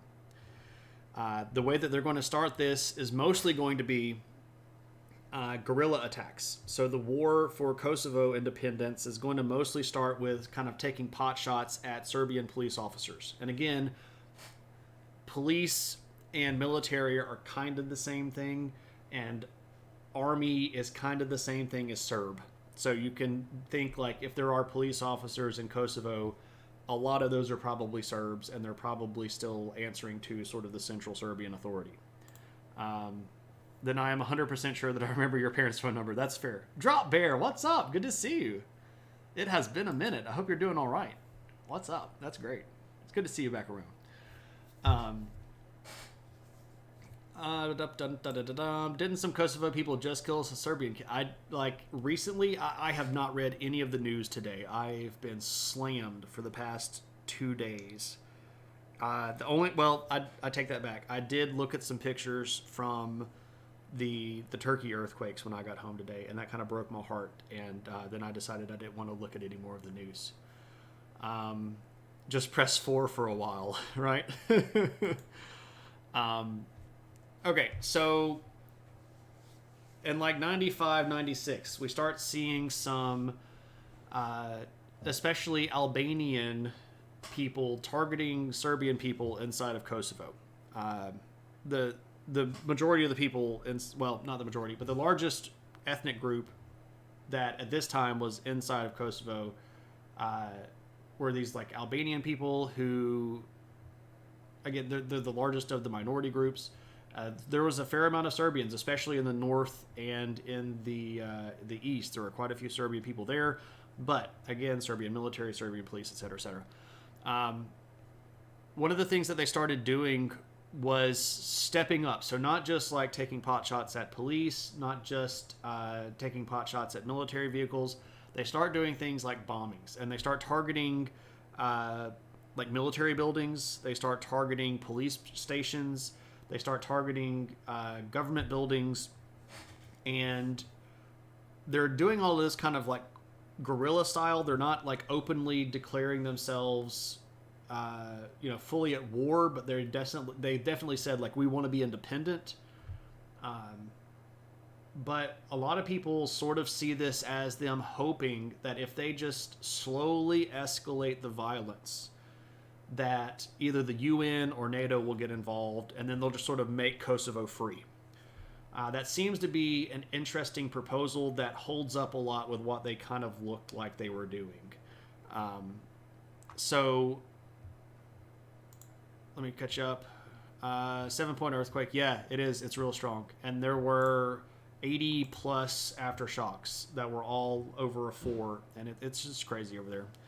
Of Kosovo because a brilliant teenager there became sort of a poster child for amateur astronomy. Oh, cool. But you never understood the politics and history of it. Oh, that's cool. Yeah. Over horrible quake. Yeah, it's crazy over there. I can't get off on that. I won't finish this. I'll get too involved. Not saying that it's not important. It's just that I love that area of the world. And I know some people over there that I really hope are okay. And I'm all right. Anyway, let's talk about Kosovo. By the time we get to 1998, Kosovo is going to openly start out a war. They're just going to say, "Look, we're going to start a war. NATO's not going to fix it if we don't start fighting, so they're going to start a fight." And as soon as they do, NATO's going to step in, and NATO's going to work out a ceasefire between the Serbians and the independent people that are running Kosovo, but the Serbians don't hold up the peace, the peace or the ceasefire, and so NATO is going to start bombing Serbian positions, basically to kind of bomb them back to the negotiation table. And this is something that's still kind of a hanging question mark even till today, because the official war ended in '99. And a lot of countries in the world recognized Kosovo as independent from Serbia at that point. But even today, Serbia does not recognize Kosovo's independence. And not every country, even countries in Europe, recognize Kosovo's independence. So the question about Kosovo is still a very big one. And it is literally today causing issues still, because the large ethnic population of Serbians inside of Kosovo want out. They want to be part of Serbia. And for a long time, the Serbian government still operated inside the borders of Kosovo, sort of like the old Yugoslavian apparatus that had been co-opted by Serbia was used to do things like issue license plates and collect taxes inside Kosovo for Serbia. So that border there is still red. Like if we zoom in on it, the border here between Serbia and Kosovo, it's disputed because Serbia claims it and Kosovo claims that their independence. And because of those bombings, Serbia doesn't want to join NATO. Well, that's a fair point. Like, you guys bombed the crap out of me when I was trying to take land and trying to protect people that I claimed as my own. So I don't know if I completely am behind their point of view, but their logic does hold. They have a legitimate claim.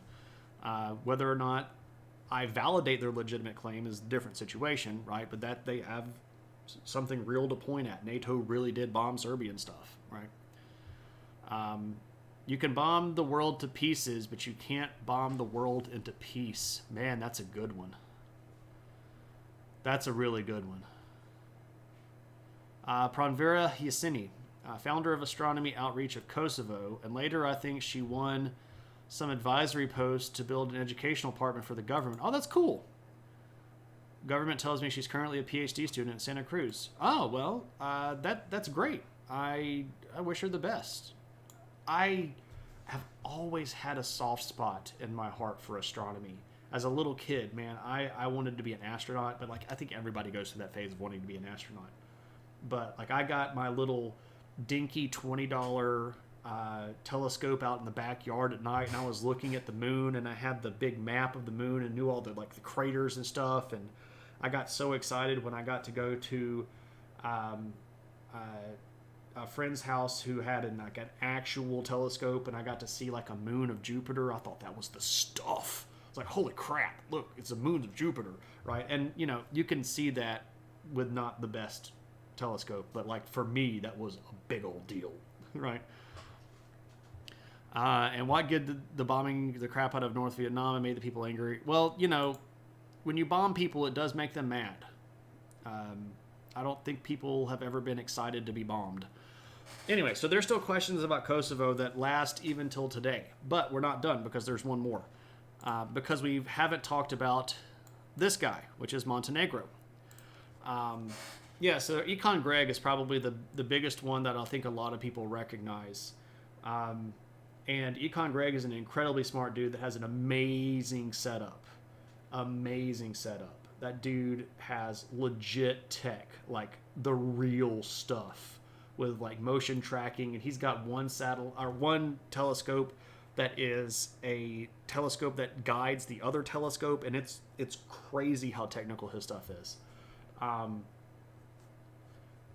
And I usually watch his stream with it muted.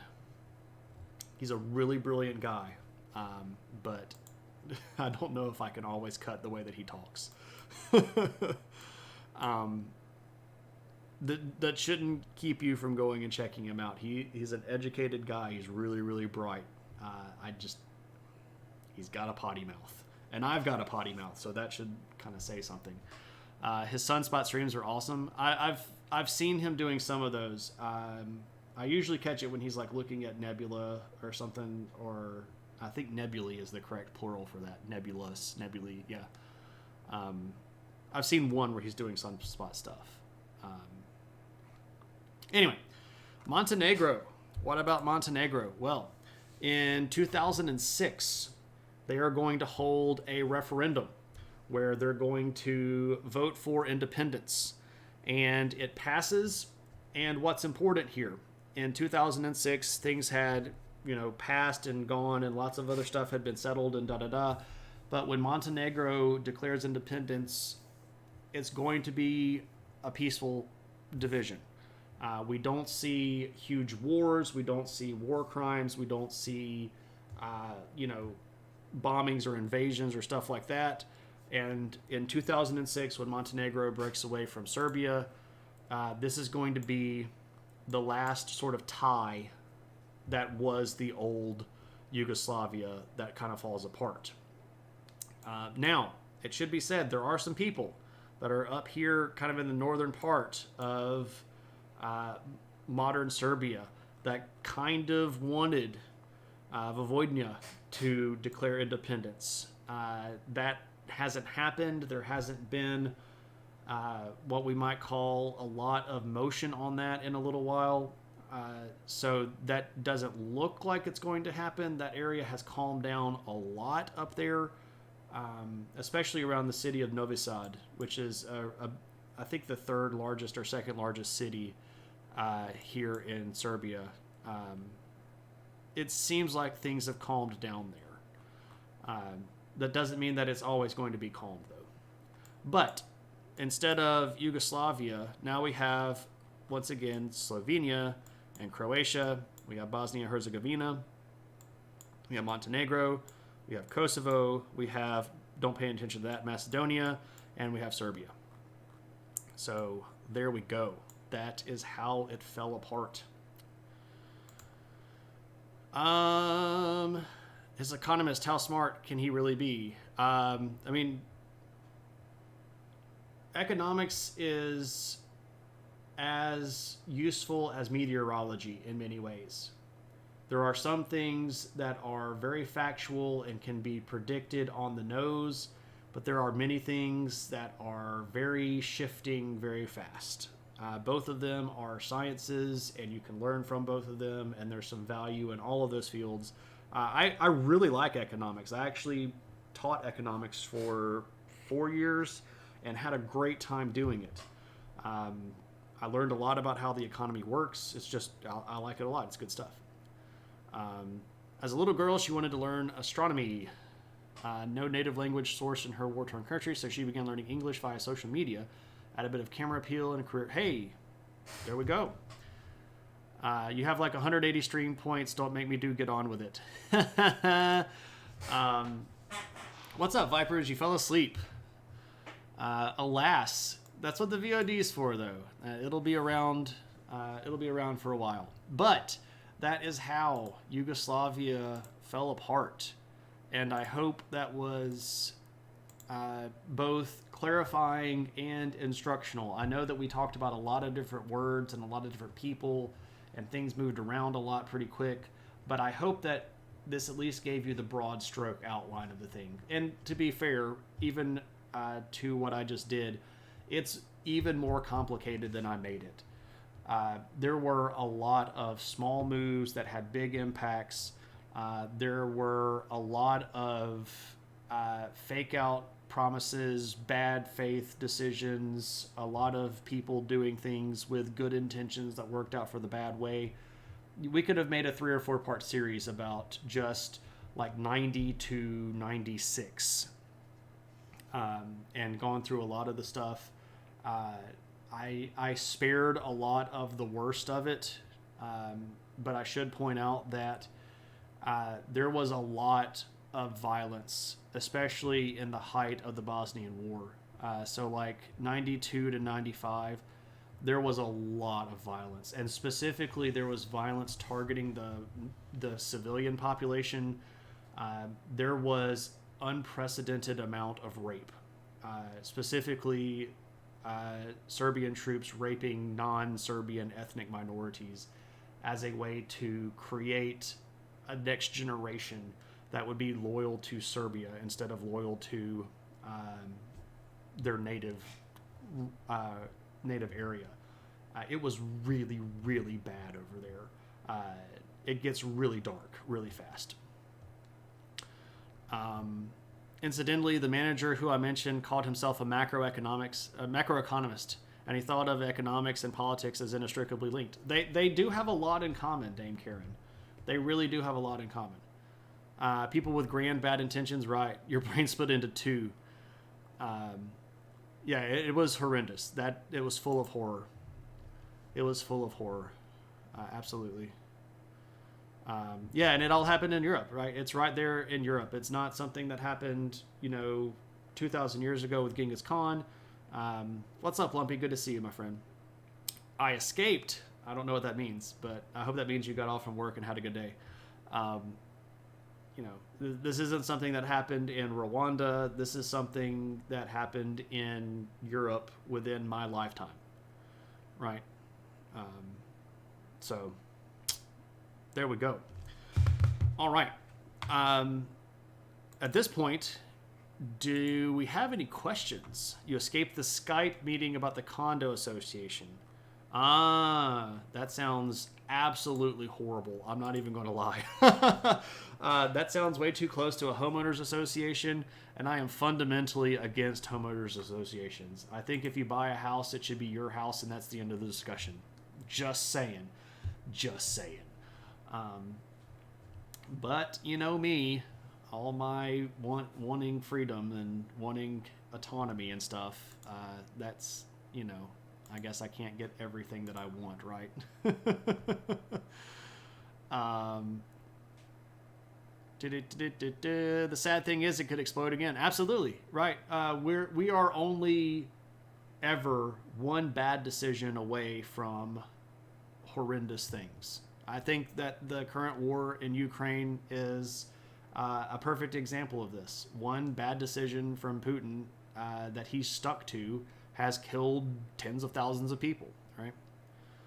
Lasted 2.5 hours. Holy crap, that's horrible. If history tends to repeat, what lessons can we learn from this particular bit of history to increase the odds of peace after the Taiwanese presidential elections in early 2024? Indiana Jones, that's a great question. That is a great question. What can we learn about this? And I think the answer is multifold. There are a lot of different things that we can learn from this, but the biggest one is, and I talk about this a lot in my sociology class and in my history class, and that is, if you believe in actual liberty and actual freedom, that should be much more broad than the way that we tend to interpret it, right? If you believe that there should be freedom of choice, that means you should allow people to be different than you, right? You should allow people to have different ideas than you. You should be okay with people having different points of view. You should be okay with people having different cultures. Now, clearly, this is not me saying everybody gets to decide everything and everything goes. That's not what I mean. There is moral imperative here, and there is clear right and wrong. That's not what I'm saying. Like, if you're going to try to develop some culture that eats people's brains, that's not cool. That's zombies, right? You can't do that. But if you live in a country where there's a group of people that say, here's what I want to be, and they aren't hurting anybody and they want identity, what's the problem with letting them have that? That's the thing. Now, I know that sounds kind of crazy, but I don't think that it really is. And if people in Taiwan want to be independent, China should let them vote on that. And if they vote to be independent, China should let them be independent. Now, that's, very much good for both sides. If people of, I don't know, let's say people in Idaho wanted to secede from America and form the sovereign republic of Idaho, if they vote to do that, let them go. Like, I don't have any problem with that. Like, if that's their decision and they vote with, like, a good, maybe not like 51% or something like that, but I don't know, maybe 51%. I don't know. I would probably put that pretty high, though, if I were trying to establish my own economic structure. But anyway, you get what I'm saying, right? Like, people should have the ability to be free. And that should be something that we should encourage. HOAs are an immediate disqualification for House. Same. Is the night to vote on a topic for next time or a viewer request queue fulfillment? So we voted on this one, so it would be redemption if anybody wants to redeem one this time. You had to vote on the new budget, and people wanted to learn about building code, so it took forever. Ugh. Having a condo meeting would suck, but on Skype now that's torture. Indeed. The Balkans is a powder keg about to blow up. The situation with Kosovo and Serbia is troubling. It really is. And if that's the situation you're talking about, it could very well turn into violence.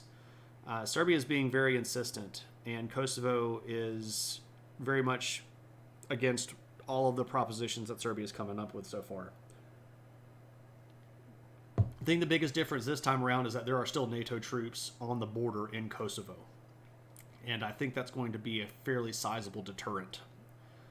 Funny how much we have learned and the tech we have developed and how little the human race has changed in the last... Well, I say this all the time. Human beings are still Homo sapiens, right? And we haven't stopped being Homo sapiens in the last 260,000 years, right? Right? Democracy means accepting decisions made by the people, even if you don't like the result. Right? Right? Stabler Mink, welcome in. Good to see you. Did you ever hear about the Serbian-caused horse flu epidemic in Bosnia?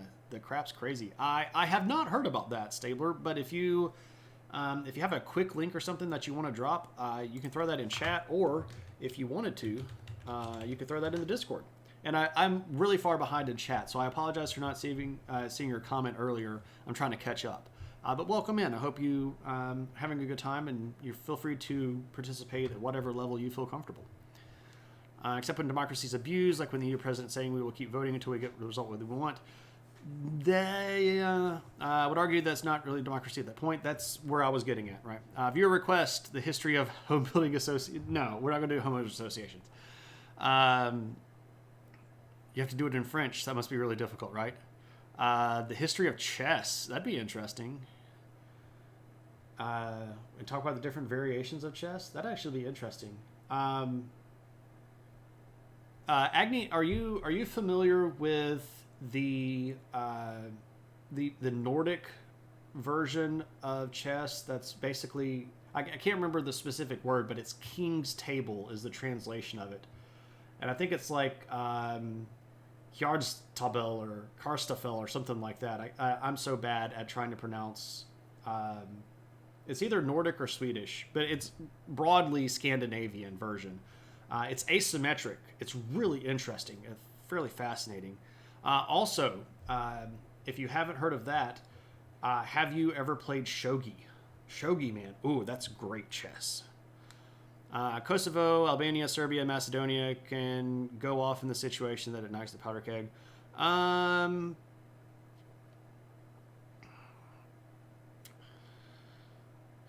I think if Albania starts anything that's violent, it's mostly going to be internally Albanian.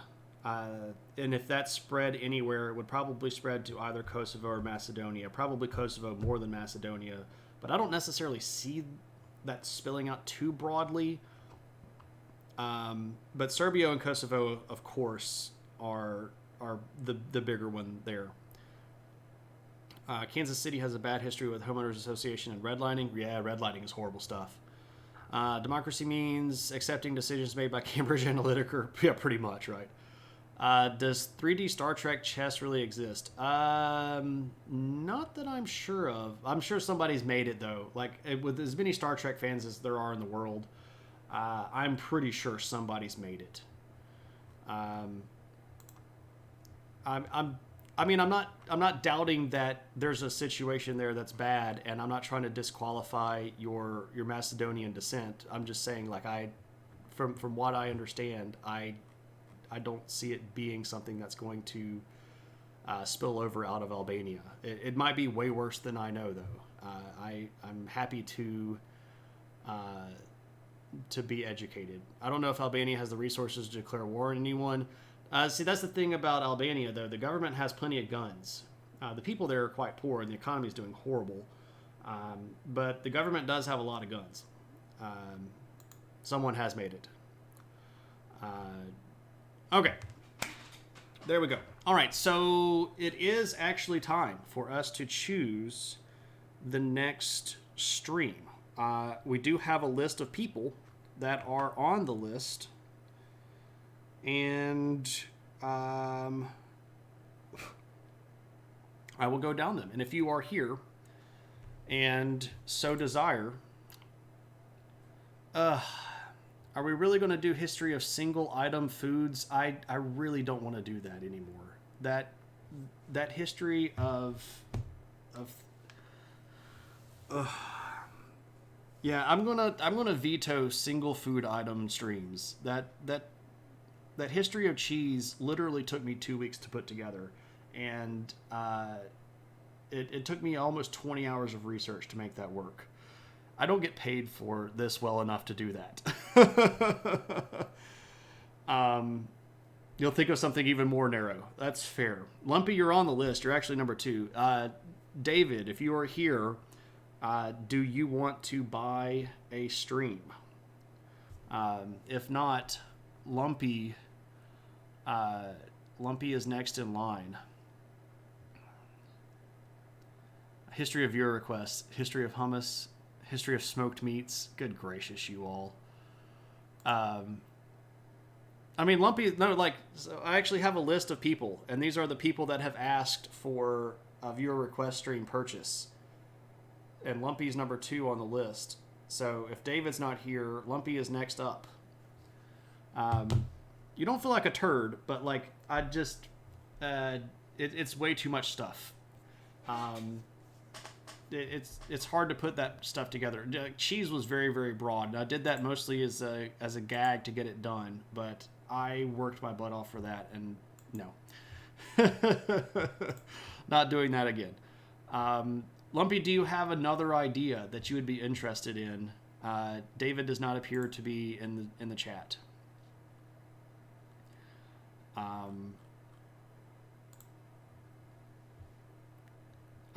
So if you have another idea and the points, allow me to turn on the point redemption.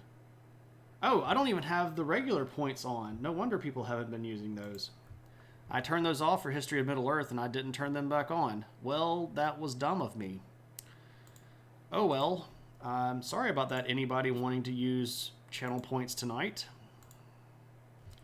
I was about to say, like, hey, anybody want to use some channel points? And then I realized they're not turned on. Ha ha ha. All right, Lumpy. Lumpy, have you bought a channel before? Have you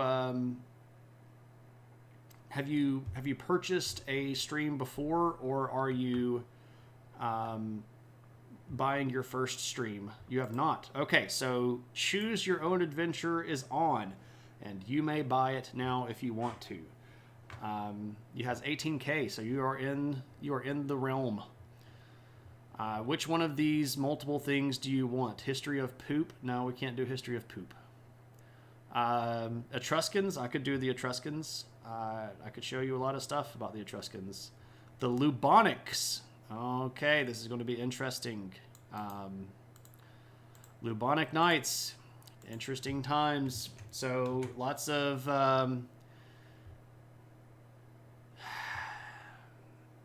Now, just to be clear here, do you mean the Teutonic Knights, or are you referring to something that is referred in French to something else that I don't know?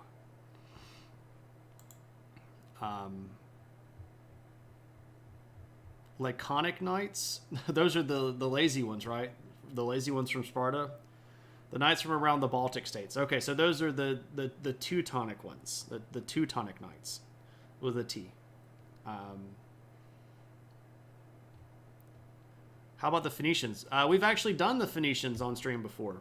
There's a stream back...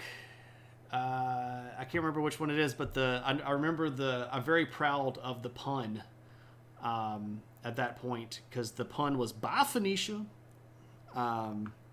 We're just picking the next stream thing, but if you've got a question, you're welcome to throw it in, Allie.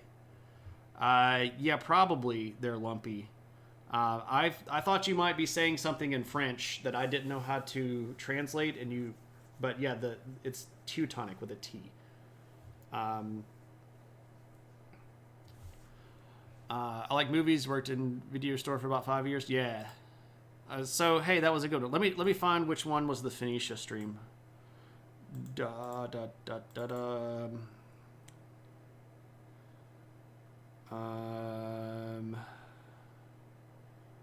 think that was 20. No, that's not right. Was it 20? No, that's not right. Or yeah, well, maybe. No. It was Adventures in History 17. Adventures in History number 17. We talked about the Phoenicians. We've done Sub-Saharan Africa. Well, we did. Well, no. Have we done? Well, I think we did do Sub-Saharan Africa. I think there was a viewer request on that. Yeah, Sub-Saharan African peoples. Viewer request number 26. Yep.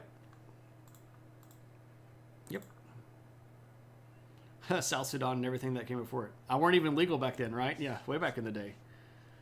I have been dying to know how you keep up with changing information. I read so much. I am 2 days behind in the news, and it's going to take me a lot of time to catch up. A lot of time. I read a lot of stuff. A lot of stuff. I have a whole bunch of Google alerts set up that feed news to me through certain channels. I read publications that come out in journals. I keep an eyeball on new books that are being published. I'm reading a book right now called The Dawn of Everything that everybody was just raving about, and I think it's boring as crap. But anyway, I read a lot. What about the Ottoman Empire? We have not done one on the Ottoman Empire. We would have to pick a specific period of time for the Ottoman Empire. It's way too long to cover in one stream, because that runs from like the 1300s with Osman Ghazi all the way through the 1900s. That's 600 years. It'd be murder to try to get all that done in one big swoop. We've done multiple things. We've done a stream just on the Empire of Mali. We've done streams about Egypt before. We've done Sub-Saharan Africa. We've done one that was about the Queens of Meroe. We've done Ptolemaic Egypt. We've done Carthage. We did streams on Carthage. We've done a lot of Africa stuff. Oh, don't feel bad, Lumpy. It's fine. Like there's so much stuff. History of Antarctica. It was cold. Used to not be cold, but now it is. This is a conspiracy. Every suggestion I say has already been done. They shot down the balloon. They did shoot down the balloon. He reads, I do art. Pretty much. There was a balloon, right? There are a lot of changing theories too. So how do you know? How do you know what is current or just someone spouting ideas that aren't peer reviewed? This is going to sound really egotistical. Really, really egotistical. If something new comes out as a theory, I read it and I go, do I think that's bullcrap? And if my immediate response is yes, then I have to go read it. And if my immediate response is no, I might not read as much. If it comes out and it passes the initial smell test, I move myself from like disinterested to passively skeptical. Like, okay, that's interesting, but I'm not really going to, buy into this. You might, if you hang out on the Discord long enough, you'll hear me say stuff like, this came out and you should read this with a grain of salt because it's an interesting idea that has some valid opinion in it, but it's not proven yet. I say that a lot. I'll see some stuff and I'll go like, okay, maybe. I don't think you can prove that, but I can't disprove that. So it moves into kind of like the back burner zone. And if more people pile onto it, usually people will do a lot of the work for me. Because if a controversial paper comes out, some other historian is going to publish something that like tears the rear end out of it or agrees with it, and then I can see like, oh, it's that person, and they're pretty knowledgeable about this area. So if they say it's okay, it kind of moves up a little bit, and then if it gets like multiple consensus going, then I have to go read it. So either way, I end up having to read stuff. There's a lot of stuff though that kind of pops up. And it looks around a little bit, nobody else gives a crap, and then it dies away. That's what I don't really pay a whole bunch of attention to.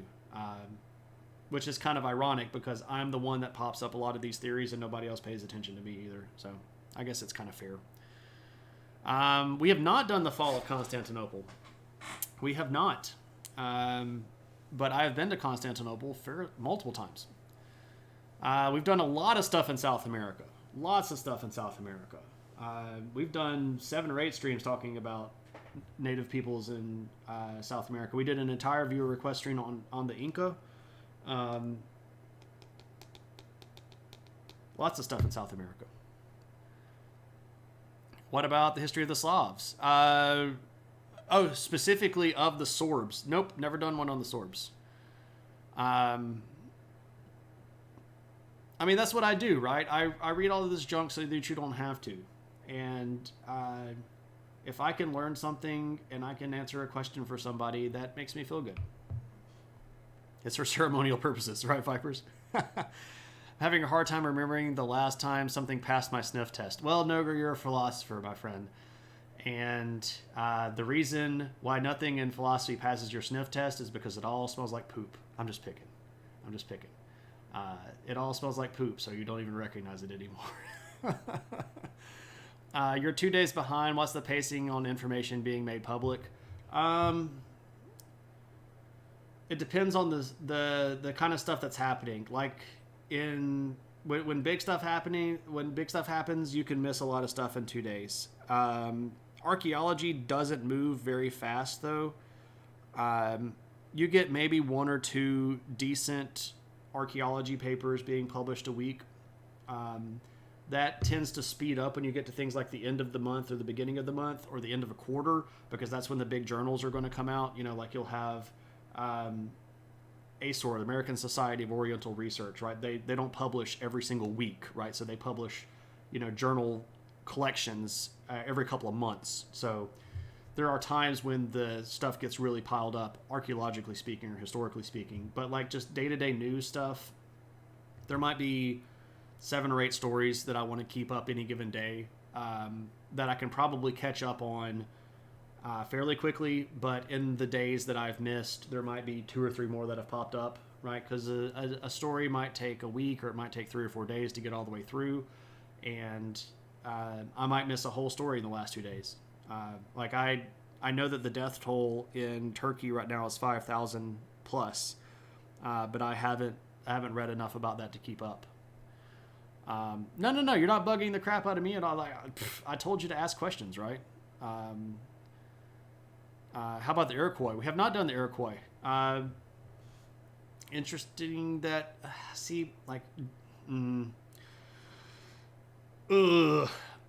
using the Iroquois as a collective is such a problematic situation. It's almost like calling people Huron, and it's just,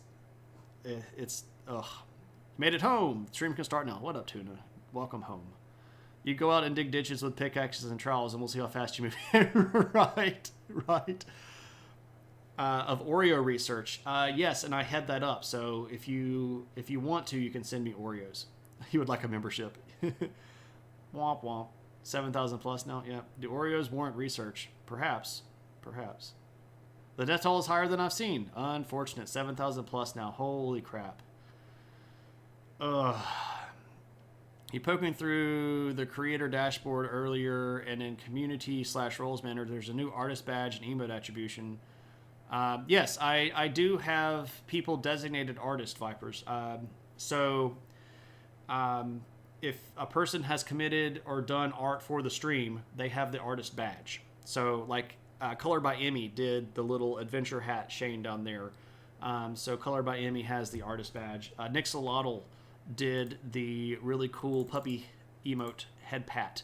So Nixolotl has that. Our good friend Vern NYC did the bust of Spartacus as Kirk Douglas. So Vern has the art badge. I know that there are a lot of people that are artists, but I made a command decision basically to use that only for people that had contributed art into the stream. Sugar is vegan, but it's not healthy fare. It is Black History Month. It is. I talked about that today in class.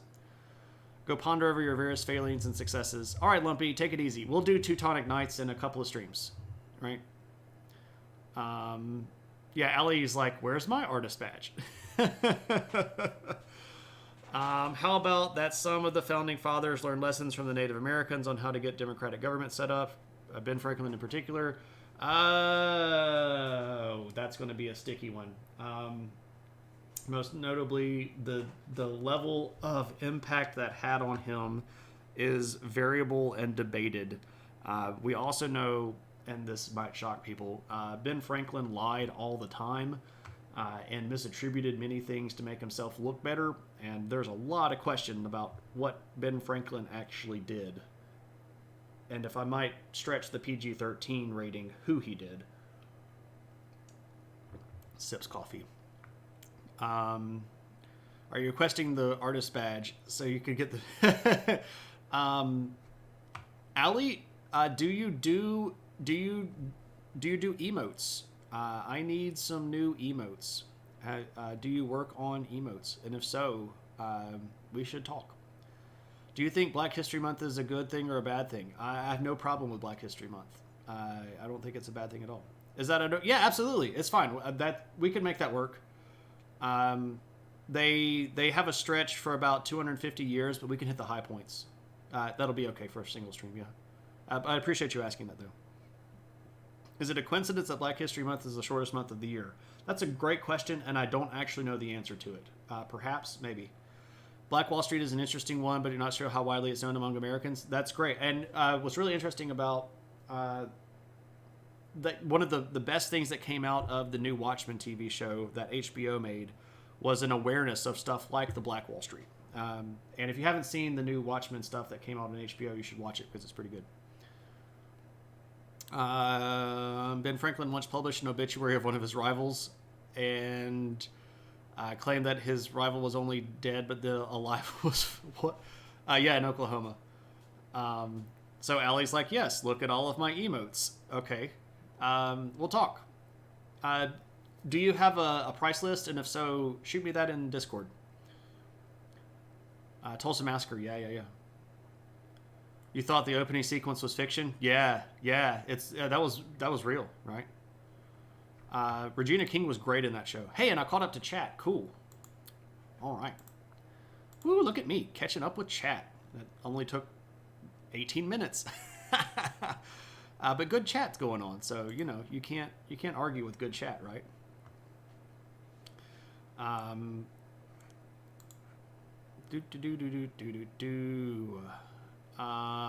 think it was Morgan Freeman who doesn't like Black History Month on the basis that Black History shouldn't be segregated. That's a fair point.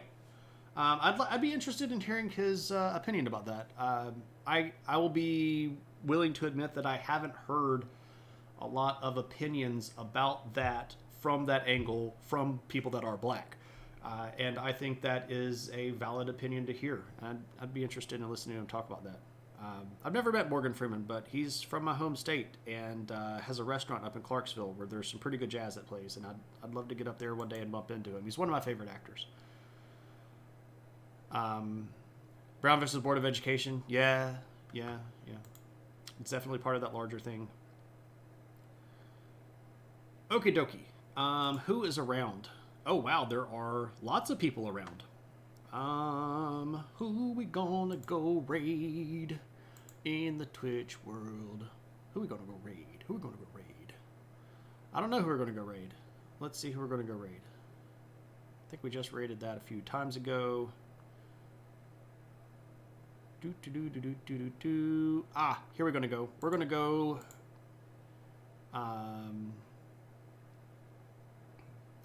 Yeah, we'll hang around for just a second. We'll go raid Vipers. Yeah, there's a lot of people streaming right now. Like a bajillion folks streaming right now.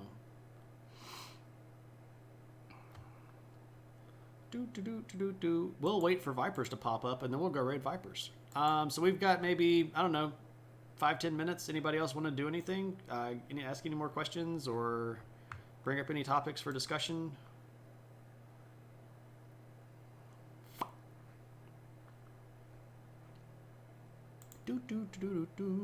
Stream has started.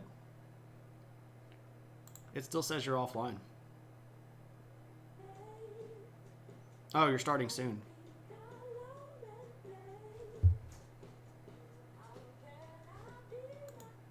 Did you make that emote or that icon? How much? Narragansett natives. How much do I know?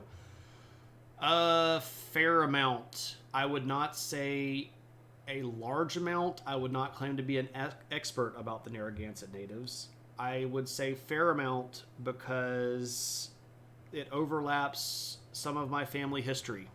Most notably, I have relatives that were on the Mayflower. So a lot of that early settler stuff kind of overlaps my family. How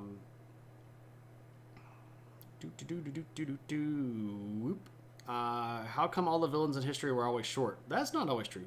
or depicted as short. That might be more true. Which of these game series is this the same list that was on there the other day? Because I think 95 was the answer that I had. I think this got shared one of the other days that I was in some. I think I was building a Gundam on Saturday, and somebody shared that, and the answer is 95. I already answered that on Saturday. Okay, cool. Yeah, John Dillinger was like 6'6". I'm super pasty. I'm a super pasty white dude. Just to be for real.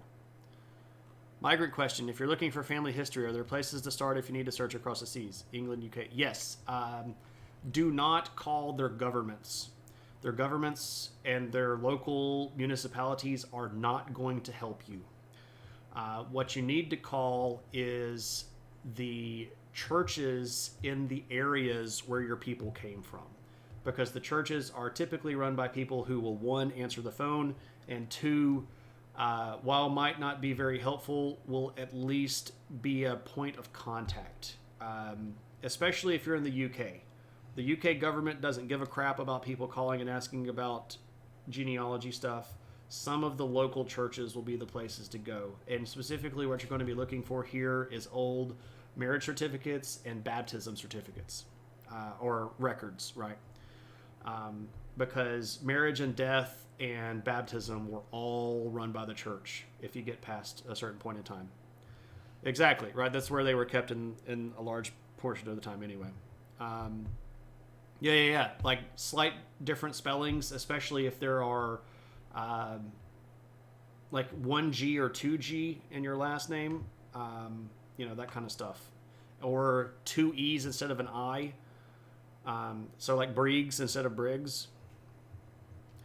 That would be the way to go. All right, so we're going to go raid Vipers. Vipers just started streaming. Check it out. How cool is that? So we're going to go raid Vipers, and he's a cool guy. You've seen him around the channel. You've seen him do all of that stuff that he likes to do around here. But do you want to watch him do that on stream so that you can get that biting wit in real time? That's what we're going to go do. So we're going to go raid Vipers. He's a cool guy. Throw him a follow. Shout adventure when we get there. Show some love to one of our own. And put those wonderful adventure hats in the chat too. MC versus MAC. Well, that's a little bit more clear depending on whether you're coming from Scotland or Ireland, but not always. Not always. All right, everybody. We're going to head that way, and I'll see you on Thursday, and we'll talk about Tibet. But until then, stay safe. Love everybody. Take care of yourselves, and I'll see you next time.